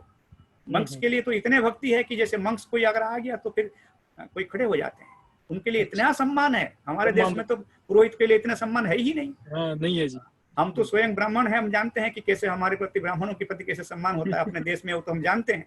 पर यहाँ तो पुरोहित प्रीस्ट के लिए इतना सम्मान है जैसे राजा है। प्रीस्ट मतलब राजा भी खड़े हो जाएंगे उनको सम्मान देने के लिए। आप विश्वास नहीं करेंगे, एक चित्र मैंने दिखाया नहीं, अभी समारोह रहा, हमारे एम्बेसडर या दूसरे हमारे वाइस चांसलर नतमस्तक होकर के थाई मंक्स को उन्होंने दान दिया, भिक्षा दान दिया, नतमस्तक होकर के। ये चित्र मैंने आज दिखाया नहीं, फिर कभी दिखाऊंगा। बड़ा अच्छा लगता है क्योंकि थाई मंक्स जो होते हैं इतने पूज्य होते हैं थाईलैंड में कि हमारे देश में अपने लोग इतने पूज्य नहीं होते जितने यहाँ के लोग उनकी पूजा करते हैं। संस्कृत की पढ़ाई तो हर जगह होती है। हाँ, विद्यालय में थोड़े बहुत कहीं प्रार्थना तो होती है, पर महाविद्यालय में हिंदी की पढ़ाई होती है, संस्कृत की पढ़ाई होती है, विश्वविद्यालय में रेगुलर संस्कृत की पढ़ाई होती है। हर जगह नहीं है, हर यूनिवर्सिटी में नहीं है, कुछ यूनिवर्सिटी में है। ठीक है, धन्यवाद महोदय, बहुत अच्छा लगे जी। महोदय नमो नमः। नमो नमः। Myself Sujit Mishra from Ramadevi University, Bhubaneswar. कुछ आपकी आवाज साफ नहीं आ रही है। Sir, I have a question. Yes, yes, please. Is there any arrangement of study Sanskrit poetics or rhetorics in Silpakan University? Sanskrit poetics, अलंकार शास्त्र के विषय में कुछ पढ़ाई उधर होता है या नहीं? केवल काव्य महाकाव्यों और वेद के विषय में है sir? Poetics, actually, we teach poetics in MA students. We teach poetics to the MA students. Sir. Because it is a part of our syllabus in MA. कि MA के विद्यार्थियों को हम पोएटिक्स पढ़ाते हैं। जैसे अलंकार शास्त्र है हमारे वहाँ, नाटक है, यहाँ भी नाटक पढ़ाते हैं, पोएटिक्स पढ़ाते हैं, साहित्य भी है, ये यहाँ साहित्य है, दर्शन है, वेद है, पुराण है, ये सब है, सिलेबस है। जैसे हमारे कोर्स वर्क होता है PhD में, यहाँ भी कोर्स वर्क, हाँ, हमारे 6 महीने का कोर्स वर्क होता है। But in Silpakorn university in Sanskrit study centre we have the course work system up to 1 year. 1 साल का कोर्स वर्क होता है, 1 ईयर कोर्स वर्क होता है। और उसमें हम लोग पुराण भी पढ़ाते हैं। अलग अलग स्पेशलाइजेशन होता है, जैसे कोई बुद्धिजीव रखता है, कोई पुराण रखता है, कोई वेद रखता है, तो अलग अलग स्पेशलाइजेशन होता है और वो अपने PhD करते हैं। और ये PhD सिस्टम है, ये इंडिया हमारे जैसे कट पेस्ट करके कोई PhD कर देता है, ऐसा नहीं है। यहाँ अगर कोई PhD करेगा, जैसे करेगा, क्योंकि हम भी अपने सिस्टम को जानते हैं कि हमारे विद्यार्थी कैसे करते हैं। पर यहाँ की PhD क्या है कि कोई ओरिजिनल टेक्स्ट लेंगे, तो जैसे एक विद्यार्थी PhD कर रहा है लिंग पुराण के ऊपर, तो लिंग पुराण का वो बिल्कुल थाई में अनुवाद करेगा, थाई ट्रांसलेशन करके, फिर उसके पर वो स्टडी करके फिर प्रेजेंट करेगा। वो सिस्टम यहाँ है, ओरिजिनल काम होता है। और ये नहीं है कि 1-2 साल में हो जाता है, लगभग कम से कम 4 साल 5 साल लगता है। रिव्यू होता है, बहुत सारे बोर्ड्स बैठते हैं, अलग अलग हर साल में रिव्यू करके फिर इसका इम्प्रूवमेंट होता है। ये बड़ी बात है। कोई इतने आसानी से ना यहाँ कोई प्रोफेसर बन जाता है, ना किसी को PhD डिग्री मिल जाती है, पर डिग्री अवश्य मिलती है मेहनत परिश्रम करने के बाद। ये सिस्टम है। पर बच्चे बहुत काफ़ी लेबरियस हैं, बहुत अच्छे हैं और विनम्र हैं। हमारे विद्यार्थी भी अपने हिंदुस्तान में भी अच्छे विद्यार्थी हैं, यहाँ भी अच्छे विद्यार्थी हैं। और मंक्स जो होते हैं जब भी क्लास में आते हैं, तो ये एक सिस्टम यहाँ है कि मंक्स जो है टीचर को कम नमस्कार करते हैं, हम लोग उनको नमस्ते करते हैं। ये परंपरा यहाँ है। जब भी मंक्स हमारे विद्यार्थी होते हैं, मंक्स अगर किसी फंक्शन में आते हैं, पहले उनको बैठने के लिए दिया जाता है, हम लोग खड़े होते हैं। भले ही हम टीचर हैं, पर मंक्स के लिए बहुत सारे सम्मान है यहाँ। ये परंपरा थाईलैंड में है। मंक्स इनके लिए देवता है, जैसे लाइक बुद्ध। ये परंपरा थाईलैंड में है कि चाहे राजा हो, चाहे कोई भी हो, मंक्स के सामने सभी नतमस्तक होते हैं, चाहे कितने भी बड़े क्यों ना हो। पर मंक्स शायद उनके भगवान है, यही है। तो मंक्स एक नहीं है, हजारों हैं, क्योंकि यहाँ 95% तो बुद्धिस्ट लोग हैं। और वही वेशभूषा है, वही अन्न भिक्षा मांगने के लिए सवेरे मंक्स जाते हैं। कोई खाना नहीं बनाता यहाँ। थाईलैंड की परंपरा, कोई मंक्स हो या साधारण आदमी, कोई नहीं खाना बनाता। मंक्स तो सवेरे जाते हैं भिक्षा मांगने के लिए, अन्न मांगने के लिए। वही अन्न मांगेंगे, पूरे दिन वही खाएंगे, वो भोजन स्वयं नहीं पकाते हैं। मांग करके, जैसे गुरुकुल सिस्टम में हमारे विद्यार्थी जाते थे, यहाँ परंपरा वही है। बड़ा अच्छा लगता है सवेरे हम जो देखते हैं कि ये परंपरा हमारे जैसे ही है।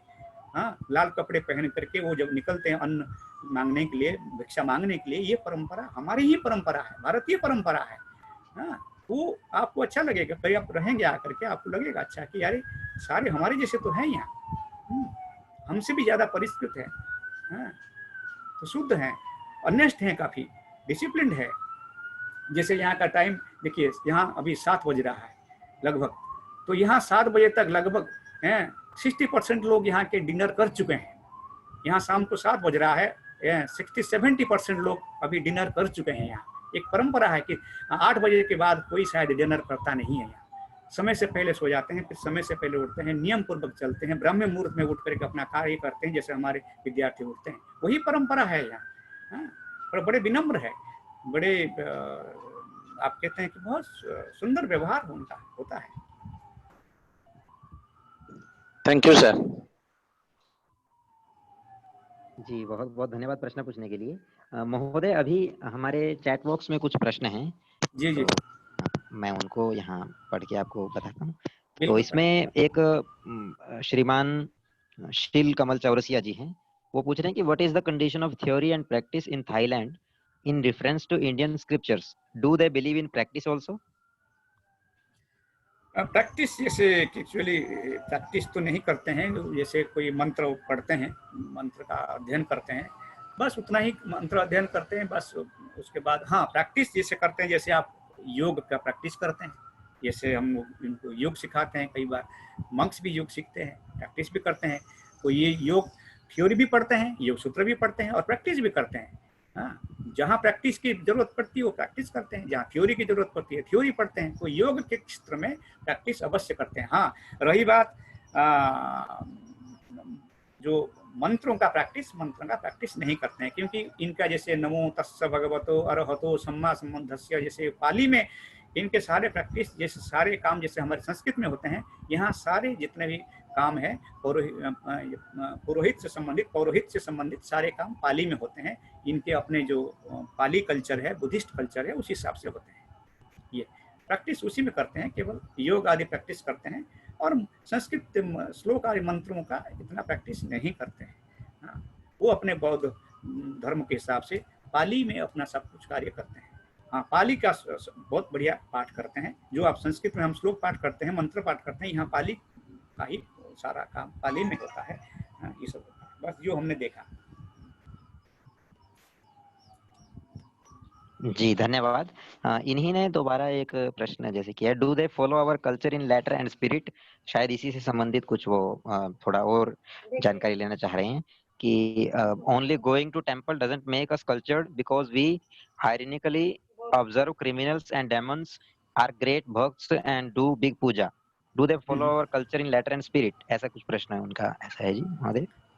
बिल्कुल, देखिए जैसे मैंने कहा ना कि हमारे महर्षि मनु ने क्या कहा, अभिवादनशीलस्य नित्यं वृद्धोपसेविनः चत्वारि तस्य वर्धन्ते आयुर्विद्या यशोबलम्। ये मनुस्मृति का श्लोक है, आप सभी जानते हैं। अच्छा, अभिवादन कैसे करते हैं? हमारे हिंदुस्तान में हम अभिवादन कैसे करते हैं? हाथ जोड़ के करते हैं।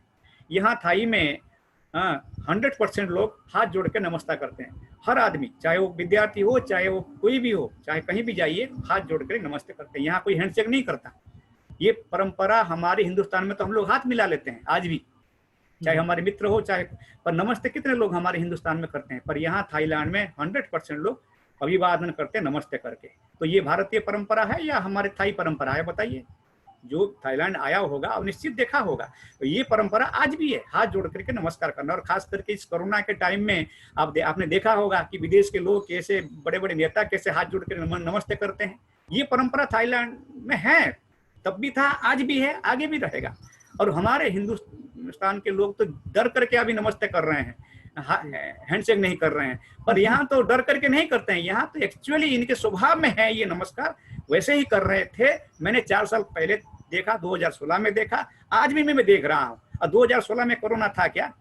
तब भी नहीं था ना, आज भी तो है, पर आज भी ये लोग नमस्ते वैसे ही करते हैं, चाहे कितने बड़ा भी आदमी हो, वो हमेशा हाथ जोड़ करके ऐसे, जैसे मैंने नमस्ते में कर रहा हूँ, अभिवादन कर रहा हूँ, वही परंपरा यहाँ है। अब ये परंपरा चाहे आप मंदिर में हो, चाहे घर में हो, चाहे स्कूल में हो, चाहे कॉलेज में हो, चाहे किसी फंक्शन में हो, हर आदमी हाथ जोड़ कर नमस्ते करता है। अब यही नमस्ते का अर्थ है जो हम हिंदुस्तान में तो हमारे कितने % लोग हाथ जोड़ के नमस्ते करते हैं, पर यहाँ तो मैंने कहा ना 100% लोग हाथ जोड़ के नमस्ते करते हैं, अगर थाईलैंड के ओरिजिनल लोग हैं तो। अगर बाहरी आदमी है जैसे हमारे हिंदुस्तान के हैं, वो हाथ मिला लेता है, पूरी नमस्ते करता है, पर थाई के ओरिजिनल लोग जो है वो हाथ जोड़ करके नमस्ते अभिवादन करते हैं, नमस्ते करते हैं, चाहे वो लड़का हो, चाहे लड़की हो, चाहे कैसा भी हो। ये परंपरा आज भी यहाँ है।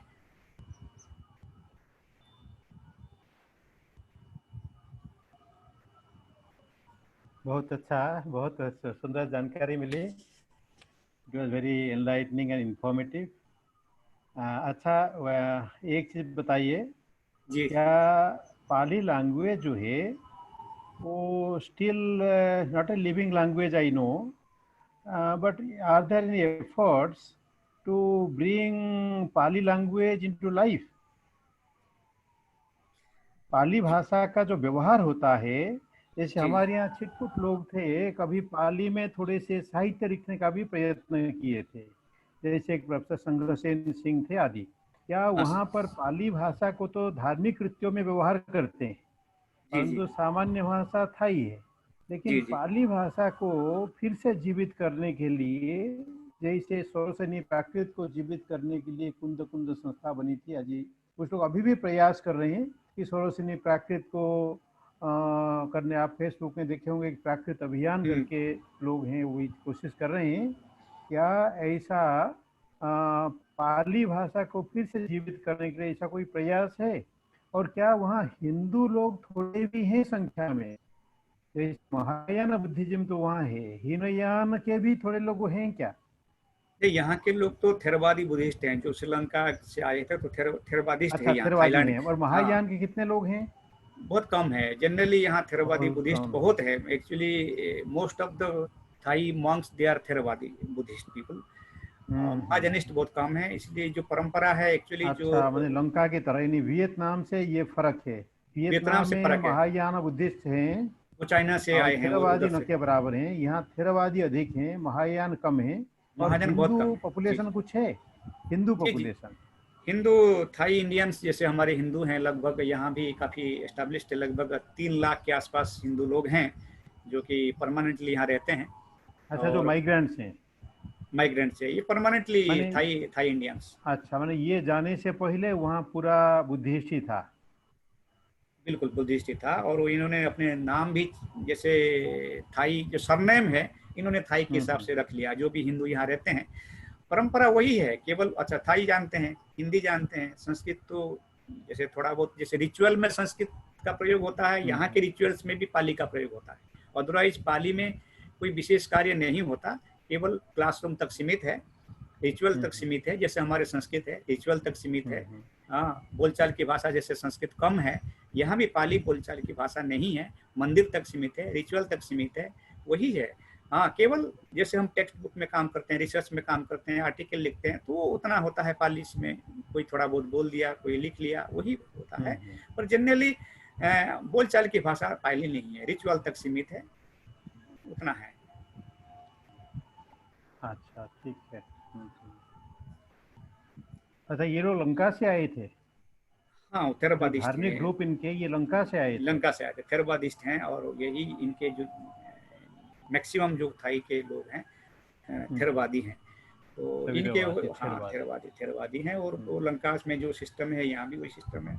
और मंदिर भी वही, मंदिर का जो स्टाइल है, आप हर घर के सामने देखेंगे, या जैसे इंडोनेशिया में देखिए, हर घर के सामने गणेश जी की मूर्ति आपको देखने को मिलेगा। यहाँ भी हर घर के सामने ब्रह्मा जी की मूर्ति आपको देखने को मिलेगा। 4 हाथ ब्रह्मा जो है यही होते हैं। हाँ, शिव जी होते हैं, गणेश जी तो है ही। ये सारे इस हमारी परंपरा है, हमारे ही। जैसे आपने कहा ना श्याम देश है, तो इसका नाम तो श्याम देश था, श्याम SIAM श्याम था। तो श्याम से, श्याम देश से आज थाईलैंड है, उसका कई नाम हो गया। राजा को भी आज रामा वान के नाम से, रामो 1 रामो 2 के नाम से जानते हैं। राजाओं ने भी बहुत अच्छा काम किया। और रामायण का भी मंचन मैंने आप चित्र में दिखाया नहीं, रामायण का मंचन यहाँ हर जगह होता है, लोग देखते हैं। ये परंपरा आज भी है हमारे हिंदुस्तान में तो है ही, और यहाँ भी है। हाँ, जैसे राम कीन जो राम कीर्ति महाकाव्य उन्होंने लिखा, हाँ जी जी उनकी राम कथा है जो स्पेशल है, जी जी हाई हाँ वर्जन ऑफ राम कथा। जी जी, राम कथा उन्होंने सत्यव्रत शास्त्री जी ने लिखा, बहुत संस्कृत काव्य है, उनका कंट्रीब्यूशन बहुत अच्छा है। और वो यही है कि रामायण को ये लोग अपना जैसे अपने हिसाब से मानते हैं। हाँ, इनका नाम थोड़ा सा अलग हो जाता है, हनुमान का नाम अलग है, वो है हनुमान की परंपरा यहाँ अलग है। हनुमान को जैसे हम ब्रह्मचारी मानते हैं, थाईलैंड में ऐसा ब्रह्मचारी के रूप में स्वीकार नहीं करते हैं। हाँ, विवाह हो गया, बिल्कुल, इनका विवाह हुआ, पत्नी हुआ, ऐसे ये लोग मानते हैं। रामायण थोड़ा सा राम का चरित्र तो ठीक है, हनुमान का चरित्र थोड़ा सा यहाँ हमारे हिंदुस्तान जैसे मान्यता नहीं है। ये लोग अपने अपने संस्कार के हिसाब से ये लोग नहीं है। मलेशिया में अलग कथा है, राम कथा तो हर जगह में जहाँ जहाँ गई वहाँ स्वरूप, भारत में ही स्वरूप को अलग अलग ले लिया। जैसे उड़ीसा में अलग है, दक्षिण में अलग है राम कथा जो है। ये बहुत अच्छा है। फिर भी लोग रामायण पढ़ते हैं, रामायण मानते हैं, रामायण का मंचन करते हैं, और यही परंपरा है, भारतीय कल्चर को मानते हैं। बाकी सब है केवल, अच्छा लोग केवल रामायण पढ़ते नहीं, रामायण के हिसाब से आचरण भी करते हैं। हाँ, आचरण भी उनमें उनका शील है, शुद्ध बिल्कुल है, चरित्र भी अच्छा होता है, आचरण भी धार्मिकता पूर्ण वातावरण है, धार्मिक वातावरण है। ये परंपरा केवल संस्कृत नहीं, इंडोलॉजी नहीं, हिंदी का भी अध्ययन करते हैं, हिंदी भी बोलते हैं बहुत लोग, हिंदी भी थोड़े बहुत बोल लेते हैं, हिंदी भी बोलते हैं। ये नहीं है कि हिंदी बोलते नहीं है, हमारे साथ रह के हिंदी में भी बात करते हैं, संस्कृत का श्लोक भी जानते हैं, ये भी पाली के वो भी जानते हैं। तो कई प्रकार के संस्कार संस्कृत के साथ ये लोग जीते हैं, अच्छा लगता है।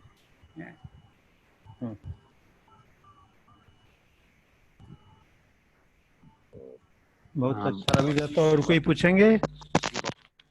अभी अन्य आप पूछ सकते हैं। और ये बहुत ही जैसे गर्व की बात होती है, और बहुत ही गर्व का अनुभूति होती है इससे कि कैसे एक जो हमारे एशियन कंट्रीज में सभी में प्रायः जो भारतीय संस्कृति, जो बृहत्तर जो सांस्कृतिक भारत है, जैसा कई बार डॉक्टर सुरेंद्र मोहन मिश्र गुरुजी बताते हैं, तो ये एक बृहत्तर संस्कृत जो हमारी परंपरा है और सांस्कृतिक जो भारत है, उसका एक नमूना जो प्रोफेसर नरसिंह चरण पंडा जी के द्वारा आज हमारे सामने प्रस्तुत किया गया है। और उसको थाईलैंड की पृष्ठभूमि से उसमें किस प्रकार इंडिक स्टडी और संस्कृत का जो परिस्थिति है वो कैसे है, इस विषय में जान करके बहुत ही आनंद का हमें अनुभव होता है। और हमारे साथ यहाँ कई लोग जो प्रतिभागी स्वरूप और विद्वज्जन जुड़े हुए हैं, उन सभी का भी हम बहुत बहुत धन्यवाद करते हैं। वो पूरे इस सत्र में हमारे साथ उपस्थित रहे हैं। प्रोफेसर संगीता शर्मा जी हैं, और सुधीर भार्गव जी, प्रज्ञा पंडा जी, सुजीत मिश्रा जी, सत्यनारायण वशिष्ठ जी, शील कमल चौरसिया जी, और मॉरिशस से मालती औकले जी, ईश्वर मित्तल जी और शशि मित्तल जी, और भी यूट्यूब के माध्यम से भी प्रोफेसर विभा अग्रवाल जी, डॉक्टर आबर्ट हरिजन जी। तो इन सभी का हम बहुत बहुत हार्दिक अभिनंदन एवं धन्यवाद करते हैं। मालती जी को नमस्ते यहाँ से। हेलो जी, संगीता मैम कुछ बोल रहे हैं। जी मैम। हाँ, मैं मतलब पंडित जी से बात करना चाह रही थी। जी हेलो। जी हाँ जी मैं क्या कहते हैं 2010 में गई थी शिल्पा कौन यूनिवर्सिटी। जी हाँ, मैं आई थी, और वहाँ उस समय उड़ीसा की ही एक विजिटिंग प्रोफेसर महिला थी, क्या प्रतिभा मंजरी रथ। जी। हाँ जी। और मुझे अच्छा लगा आपको देखकर, क्योंकि मेरा जन्म वही का है, बैंकॉक का ही है। अच्छा। और हमारा मतलब 7-8 साल तक का समय वही बीता। और जितना आपने बताया मुझे अच्छा लगा, क्योंकि जन्म कर्म जहाँ होता है वो तो है। अभी भी ब्रदर वहाँ पर है। अच्छा। और मैं शिल्पा कौन भी आई थी, पंडित जी उनसे भी मिले थी। वो क्या नाम, चिरापत प्रपंड विद्या, चिरापत जी। और प्रतिभा जी से भी मुलाकात हुई थी, वो हमारे घर भी आई थी मिलने। और फिर वहाँ एक हिंदू आर्य समाज में हम लोगों ने हवन वगैरह भी किया था। जी जी, हाँ हाँ, वो आर्य समाज है, मंदिर के साथ है, विष्णु हाँ मंदिर के जी साथ है जी, विष्णु मंदिर के साथ जी है, आर्य विष्णु समाज मंदिर है जी के साथ है। और जी। क्योंकि वहाँ ना जो पूर्वांचल के बहुत लोग हैं हमारी तरफ से, गोरखपुर से गोरखपुर काफी से। लोग हैं, गोरखपुर से काफी लोग हैं। हाँ जी, हमारा पूरा एक तरह से आधा गांव बसा हुआ है वहाँ पर।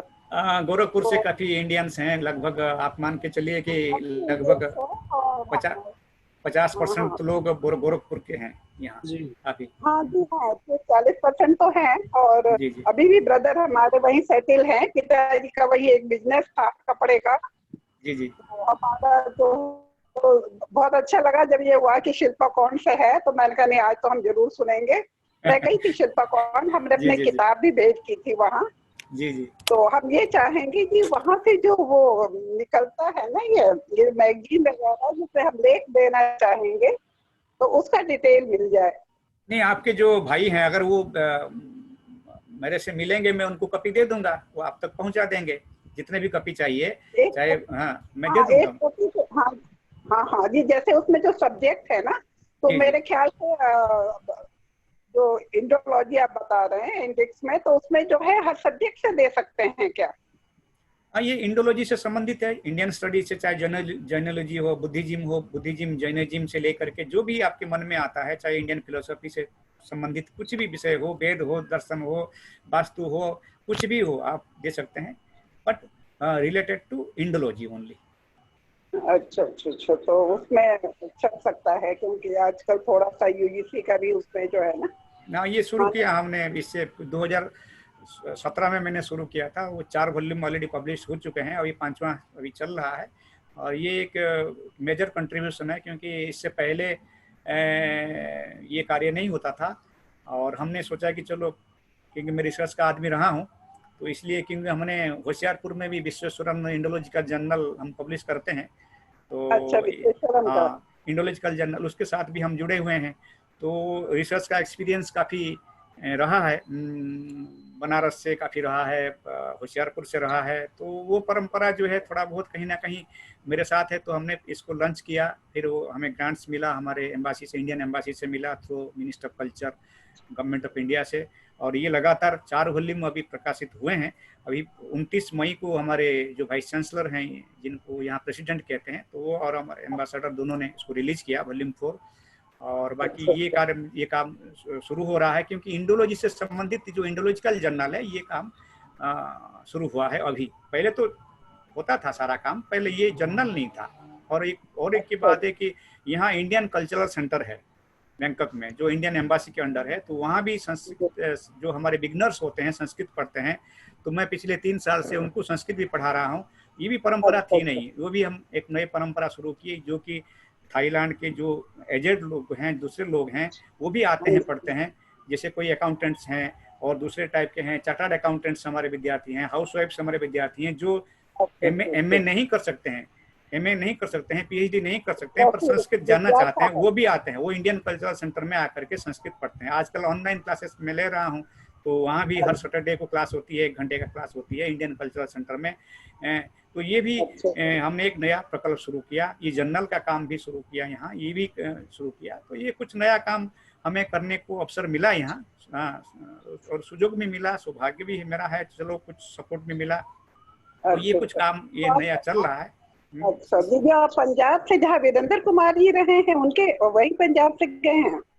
वीरेंद्र जी थे पंजाब यूनिवर्सिटी में? नहीं, मैं पंजाब यूनिवर्सिटी चंडीगढ़ का एक हमारे रीजनल सेंटर है, साधु आश्रम होशियारपुर में, मैं अच्छा, वहीं, साधु आश्रम से। अच्छा अच्छा मैं अच्छा वहीं अच्छा। प्रोफेसर हूँ। मैं बुनियाल दरअसल, जी थे जी जी जी, हाँ जी जी, उनियाल जी, जी जी, उनियाल जी हैं, अच्छा अच्छा जी अच्छा जी, अच्छा अच्छा अच्छा अच्छा। उनियाल जी हैं। ये हमारी यूनिवर्सिटी का जो प्रकल्प है वो अलग है, और वो पीवीआरआई भी अलग है, पर एक ही कैंपस के अंदर दोनों हैं। अच्छा अच्छा अच्छा अच्छा अच्छा अच्छा अच्छा। ये दोनों पर यूनिवर्सिटी का है, ओरिजिनल सेंटर है। और ये वहाँ भी संस्कृत में प्राक शास्त्री है, शास्त्री है, एमए है, एमफिल है, पीएचडी है, वहाँ भी सब कुछ है, वहाँ भी है। मुलाकात में आए थे बुनियाल जी, और एक और आए हैं जो वहाँ का वो निकालते हैं। वो विश्वेश्वरानंद इंडोलॉजिकल जर्नल है, वो निकलता है हाँ वहाँ से, हाँ हाँ पब्लिश जी होता जी है। जी या जी, उसके हाँ। लिए भी आप दे सकते हैं, लेख दे सकते हैं, बहुत कुछ। रिसर्च का जर्नल, मैडम, ऐसा है कि आजकल हिंदुस्तान में रिसर्च का जर्नल भी नहीं काफी पब्लिश हो रहा है, बहुत कुछ पंजाब यूनिवर्सिटी साधु आश्रम से। 2 ही जर्नल जो कि रेगुलराइज्ड हैं और पब्लिश हो रहे हैं रेगुलरली, और दोनों इंडोलॉजी से जुड़े हुए हैं, क्योंकि आज इंडोलॉजी से संबंधित हम लोग बात कर रहे हैं। तो ये दोनों जर्नल आप वहाँ भी आर्टिकल भेज सकते हैं। और ये जो विदेश में यही एक जर्नल है जो थाईलैंड में हमने लॉन्च किया है, और विदेश में कहीं इंडोलॉजी के शब्द के हिसाब से कहीं ऐसा जर्नल नहीं है, ये नहीं है कहीं। आई थी ना, तो एक लेकर जो चलता है, ख्याल नहीं आ रहा है, मेरे पास है एक बुक लाई थी शायद, वहाँ उसमें जर्नल्स वगैरह निकलते हैं 2010 में। हाँ, वो बंद हो गया, वो इंडोलॉजी से संबंधित था, पर वो लंच हुआ और वो बंद हो गया, वो नहीं है। और ये जो है रेगुलरली ये चल रहा है, और इसको ग्रांट भी मिलता है हमारे सरकार की ओर से, गवर्नमेंट ऑफ इंडिया से, थ्रू एम्बेसी ऑफ इंडिया से मिलता है, और रेगुलरली ये एक शुरू हुआ है, ये चलता रहेगा रेगुलरली। अच्छा जी, मीडियम तो इंग्लिश या संस्कृत ही चाहिए? इंग्लिश मीडियम है मैडम। रोमन स्क्रिप्ट में अगर आप संस्कृत का श्लोक लिखेंगे तो आपको लिखना पड़ेगा कि रोमनाइज्ड करके लिखना पड़ेगा, और जनरली सभी हाँ इंग्लिश में है, इंग्लिश में है। चलिए ठीक है, अच्छी बात है। दोबारा आना चाहते थे कि देखिए मुलाकात होगी अगर आना हुआ तो। जी अब तो थोड़े दिन हम हैं, अभी तो फ्लाइट बंद है। ये अभी 9th मंथ है। अच्छा हाँ, ये यहाँ मैं गुरुकुल कांगड़ी में हूँ, गुरुकुल कांगड़ी यूनिवर्सिटी हरिद्वार में। हाँ जानता। हाँ जी उधर से हैं।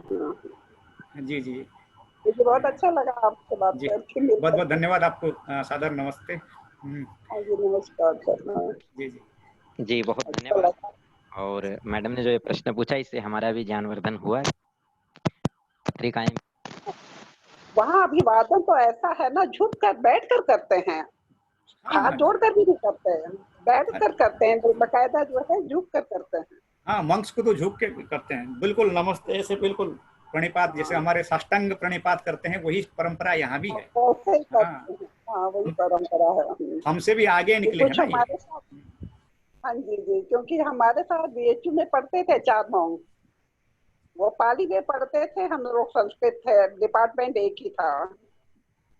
हाँ, परंपरा वही है जो भारतीय प्रैक्टिकल तो यही है कि प्रैक्टिकल हेलो हाय करना वो प्रैक्टिकल नहीं है, प्रैक्टिकल नमस्ते करना, अभिवादन करना यही प्रैक्टिकल है। तो ऐसी किंवदंती है कि श्याम जो देश था, क्योंकि हिंदू राजा ने इसको स्टैब्लिश किया था। जी बिल्कुल, कंबोडिया का भी वही है। आप अंकुर भट्ट जाइए, हमारा देखिए हिंदू राजा ने अंकुर भट्ट का इतना बड़ा विशाल मंदिर बनाया है, आज भी इसका रेनोवेशन का काम हो रहा है। हमारे आर्कियोलॉजिकल सर्वे ऑफ इंडिया भी एक मंदिर को रेनोवेट कर रहा है। तो ये अंकुर भट्ट जैसा मंदिर साउथ ईस्ट एशिया में नहीं है, या एशिया में नहीं है, या वर्ल्ड में भी नहीं है। इतना प्राचीन मंदिर है, बहुत सुंदर मंदिर है, भव्य मंदिर है।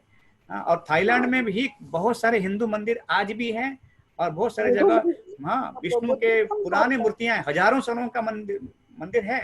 अभी कुछ प्रोजेक्ट्स हम लोग लेने वाले हैं, तो यहाँ भी बहुत सारे हिंदू मंदिर है। एक साल का नहीं, हजारों साल पुराना प्राचीन मंदिर यहाँ भी अलग अलग प्रांतों में उपलब्ध हैं। तो यहाँ तो वही जैसे श्याम देश था, तो यहाँ भी हिंदू राजाओं का आधिपत्य था, चाहे अंकुर भट्ट कंबोडिया का हो, यहाँ का हो। हमने अभी थाई जो इंस्क्रिप्शंस हैं, अभी जो इंस्क्रिप्शन अभी कुछ कंबोडिया लिपि में है, कुछ ये सब है, उसको भी उद्धार करके हम लोग पब्लिश करना शुरू कर रहे हैं। उसका थाई ट्रांसलेशन, इंग्लिश ट्रांसलेशन दे रहे हैं। 100 इंस्क्रिप्शंस जो है वो भी उसको उद्धार करके उसको भी अभी पब्लिकेशन का काम चल रहा है, वो भी होगा, अगले साल पब्लिश होगा। तो बहुत सारे काम जो रेस्टोरेशन का काम हो रहा है वो हो रहा है। तो थाईलैंड बहुत अच्छा। ये संयुक्ता मैडम का भी अलग परिचय आज मिला, उनका जन्म कहाँ पर हुआ था। हाँ जी, संयुक्ता मैडम मेरी क्लासमेट सुजाता दास हैं, उनकी क्लासमेट रही हैं बीएचयू में। मैडम कहाँ रहती हैं, कहाँ निवास करती हैं? में आई थी, परंतु ये परिचय अधूरा रह गया था। आज ये परिचय पूरा हुआ, बहुत ही अच्छी बात है। अच्छा, एक चीज बताओ कि क्या ये बुद्धिस्ट होने से पहले थाईलैंड का क्या ये वैष्णवाइट कंट्री था? ऐसा कुछ ऐतिहासिक साक्ष्य मिलता है? विशेष तो मुझे पता नहीं है, पर जैसे वैष्णवाइट था ना शैवाइट था, कि मुझे लगता है अधिकतर के वैष्णवाइट था।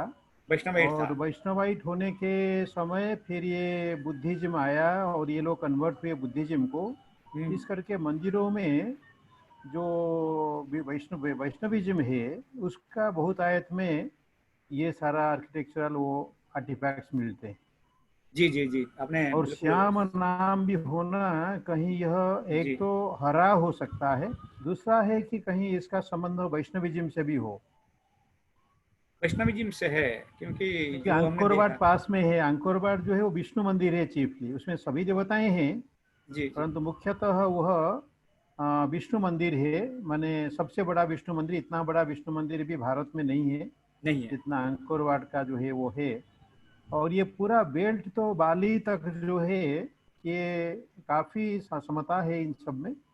और ऊपर आ जाएंगे यहाँ तक जो है कि ये आगे भी चल करके ये जितना समुद्र तक जो है, और जो आर्यावर्त का लक्षण मिलता है उसको थोड़ा व्यापक लक्षण हम बनाएं तो आर्यावर्त के अंदर ये भी आ जाएगा, जी जी। क्योंकि आर्यावर्त के पश्चिम और अंदर। पूर्व में जहाँ तक समुद्र है, जहाँ तक यानी उसके आगे जो समुद्र है वहाँ तक समझिए, यानी इसके आगे जापान से पहले जो समुद्र है तहाँ तक, तो ये करके ये सारा आर्यावर्त के अंदर आ जाना चाहिए। और फिर ये अगर वैष्णवाइट या शैवाइट था, फिर आगे चल के अच्छा वहाँ जो शिव मंदिर का डिस्ट्रीब्यूशन क्या है, कितना शिवलिंग है, प्रमुख शिवलिंग कुछ है? शिवलिंग बहुत कम है। जो हिंदू मंदिर है उसमें केवल शिवलिंग है देखने को मिलता है, पर शिव जी के स्टेचू बहुत सारे जगह है। अच्छा, ये शिव फिर जी के। वही पोप, हाँ, वही माने स्टेट कि वो पार्श्व देवता शिव हो गए, वो पार्श्व देवता मुख्य शिव हो नहीं गए रहे। ना। वो वैष्णवाइट कंट्री था इसका माने, जैसे मणिपुर है जैसे सारा जी जी जी, हमारे यहाँ वैष्णवाइट भी कंट्री। कुछ है, तो इसी प्रकार से वो वैष्णवाइट अधिकतर रहा। क्योंकि यहाँ विष्णु का जो मुख्य है, जैसे एक प्रोविंस मैंने कहा कि प्रोविंस का नाम हम्म विष्णु लोक है। और दूसरी बात, यहाँ हम्म की जो थाईलैंड बैंकॉक तो अभी कैपिटल है, इससे पहले जो कैपिटल था वो था अयोध्या। अयोध्या जो है, अयोध्या, उसको अयोध्या कहते हैं। तो जहाँ मंदिर है, काफी प्राचीन मंदिर है, तो हम्म। वहाँ कैपिटल था पहले। थाईलैंड का कैपिटल अयोध्या, हाँ, था अच्छा पहले। हाँ, तो अयोध्या अच्छा, तो ये राम। जो थाईलैंड है, थाई शब्द का अर्थ क्या है और बैंकॉक शब्द का अर्थ क्या है? अब बैंकॉक का विस्तार से तो थाई मतलब जैसे वो तो अ, चाहे इनका जो स्क्रिप्ट है जो ये है उसको थाई बोलते हैं उसी हिसाब से। अच्छा, बाकी स्क्रिप्ट को थाई बोलते हैं। हाँ, स्क्रिप्ट के हिसाब से भी हैं। और इनके जो बैंकॉक तो एक नया शब्द है, ये तो खैर बाद का अच्छा, है। बैंकॉक का पुराना नाम अयोध्या था? नहीं, श्याम देश था, अयोध्या उनका कैपिटल था। राजधानी जो है अयोध्या। अच्छा, राजधानी बैंकॉक के अलावा और कहीं था? हाँ, अयोध्या। अच्छा, इनको अयोध्या था, वाह। अयोध्या यानी कि अयोध्या जो है प्राचीन राजधानी थाईलैंड हम्म। का था। और अयोध्या, तो अयोध्या में आज भी बहुत सारे मंदिर हैं। तो वो मंदिर में ठीक है बुद्ध की मूर्तियां हैं, पर वो हम्म। वही राजा रहते थे पहले। तो अयोध्या कहाँ पर है? ये थाईलैंड से, बैंकॉक से लगभग 70-80 किलोमीटर दूरी पर है। अच्छा। जैसे हमारे बहुत अच्छा है। हिंदुस्तान। तो हाँ, जैसे एक हमारे कैपिटल। अयोध्या और भी बाहर था, जैसे वहाँ एक कंबोडिया में कुरुक्षेत्र था। जी जी अ, जो है इसे न्यू कुरुक्षेत्र एक राजा देवानिक थे, उन्होंने बनाया था, और इन्होंने अयोध्या बनाया था। बहुत अच्छी बात है। इसलिए राजाओं का नाम जो है राम से शुरू होता है ना। हम्म। अयोध्या राजा, अयोध्या के राजा थे, और इसलिए इन सब का नाम जो है रामो वन, रामो टू करके ये शुरू होता है। इसलिए सभी राम के नाम से जाने जाते हैं। यानी कि राम जाना राज्य जाता है। आज भी थाईलैंड में है। अयोध्या इनके हम्म। कैपिटल था, भले ही इन्होंने बैंकॉक को शिफ्ट कर दिया, पर थाईलैंड अयोध्या का आज भी महत्व है। और अयोध्या में इनके एक बुद्धिस्ट यूनिवर्सिटीज भी हैं, महाचूड़ा अलंकरण विश्वविद्यालय जिसको हम कहते हैं संस्कृत में। अच्छा, वो चूड़ालंकन। हाँ, महाचूड़ा अलंकरण विश्वविद्यालय, महाचूड़ालंकन थाई में बोलते हैं, तो वो अयोध्या में है, मुख्य वही है। और वहाँ के सारे मंक्स होते हैं, और काफ़ी यहाँ की परंपरा हुई है। अयोध्या जो भी आता है अयोध्या अवश्य जाता है। वहाँ के जो मॉन्यूमेंट से उसको देखता है कि कैसे ओल्ड कैपिटल कैसे था, ये तो न्यू कैपिटल है। हाँ, वो परंपरा तब भी थी। अब इन्होंने राजा राजा लोग वही होते थे, पर आजकल इन्होंने बैंकॉक को बना दिया, सब कुछ यहाँ हो रहा है। बहुत अच्छा, इट वॉज वेरी इंफॉर्मेटिव। हाँ, बहुत अच्छा लगा ये लेक्चर से जो है, क्योंकि होना चाहिए। मैंने वो उनको भी बता रखा कि नेपाल के बारे में ऐसे एक लेक्चर देंगे केदारनाथ जी। हाँ, उन्होंने अभी डेट दिया नहीं। मैं कहा नहीं, वो तो अभी आ चुके हैं बैंकॉक से, वो बैंकॉक ना बोले, वो नेपाल पर बोले। जी और जी जो हाँ है ये डॉक्टर पंडा जो है वो बोले बैंकॉक के ऊपर थाईलैंड के ऊपर। तो ताकि बाहर के हमारे यहाँ के लोगों को, विद्यार्थियों को खास करके पता होना चाहिए कि बाहर भी संस्कृत है, इंडोलॉजी है, और इन सब चीज़ों की मान्यता है, और हमारा धर्म भी है। चाहे वो बुद्धिज्म हो, बुद्धिज्म तो हमारा ही है, और वो काफ़ी इंडिया की तरह बुद्धिज्म है वहाँ पर। कई स्थानों में इंडिया की तरह कम है बुद्धिज्म, जैसे मंगोलिया आदि में। परंतु ये तो बहुत ही जैसे हिंदुइज्म में ओतप्रोत है हिंदुइज्म से। तो ये सब इन्फॉर्मेशन बहुत आवश्यक है। और भारत का कितना बड़ा संबंध भी वहाँ से है, और भारत सरकार वहाँ के विद्वानों को सम्मानित भी करता है। और जी ये जी तो आईसीए सेंटर तो यूनिवर्सिटी जो बनी है, इसमें जो योगदान हमारी है। भारतीय विद्या का विषय है उसमें हेल्प किया है, जैसे मॉरिशस में है उसी प्रकार से हाँ यहाँ जी भी जी हेल्प से वो बना हुआ है जो है। तो बहुत अच्छी बात है। तो और किसी का प्रश्न नहीं है तो यही समाप्त करेंगे Ravidatt.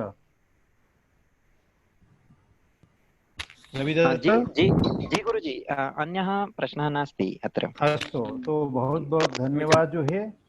We profusely thank professor Panda to be available to us for this nice informative lecture.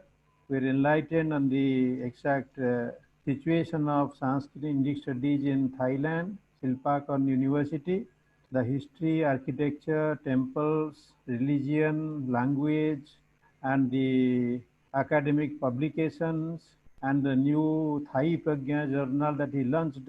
And all these things really make us proud to learn about Thailand, and the people, the Indian scholars who have gone there, right from Satyavrat Sastri onwards up to Professor Panda, they have done very good research work and publication work, and have enhanced the scope of Sanskrit and Indic studies in Thailand. So with these words, we thank Professor Narsingha Charana Panda, and also thank profusely all the participants in the discussion. Professor Malti Oakley from Mauritius, and Professor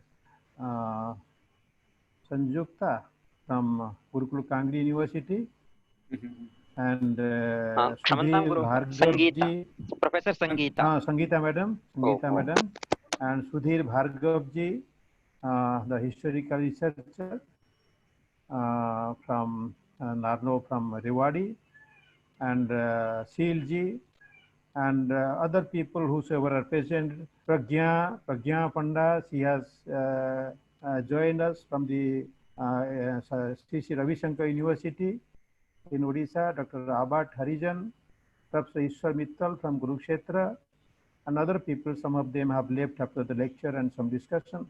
And Professor Vibha Agrawal at the YouTube end, and Mr. Ravidat Sharma, who managed to organize all the proceedings of this good lecture. So with these words, we thank again all of you. Thank you so much. Thank you. Then with Kalyana Mantra, Ravidatta will conclude the lecture.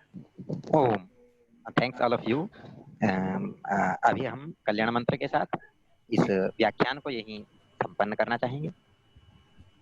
ओम पूर्णमदः पूर्णमिदं पूर्णात् पूर्णमुदच्यते पूर्णस्य पूर्णमादाय पूर्णमेवावशिष्यते। सर्वे भवन्तु सुखिनः, सर्वे सन्तु निरामयाः, सर्वे भद्राणि पश्यन्तु, मा कश्चित् दुःखभाग् भवेत्। ओम शांति शांति शांतिः। ओम नमः सर्वेभ्यः। ओम नमो गुरुभ्यः। नमः सर्वेभ्यः। नमो सर्वेभ्यो। नमो सर्वेभ्यो। ओम शांति।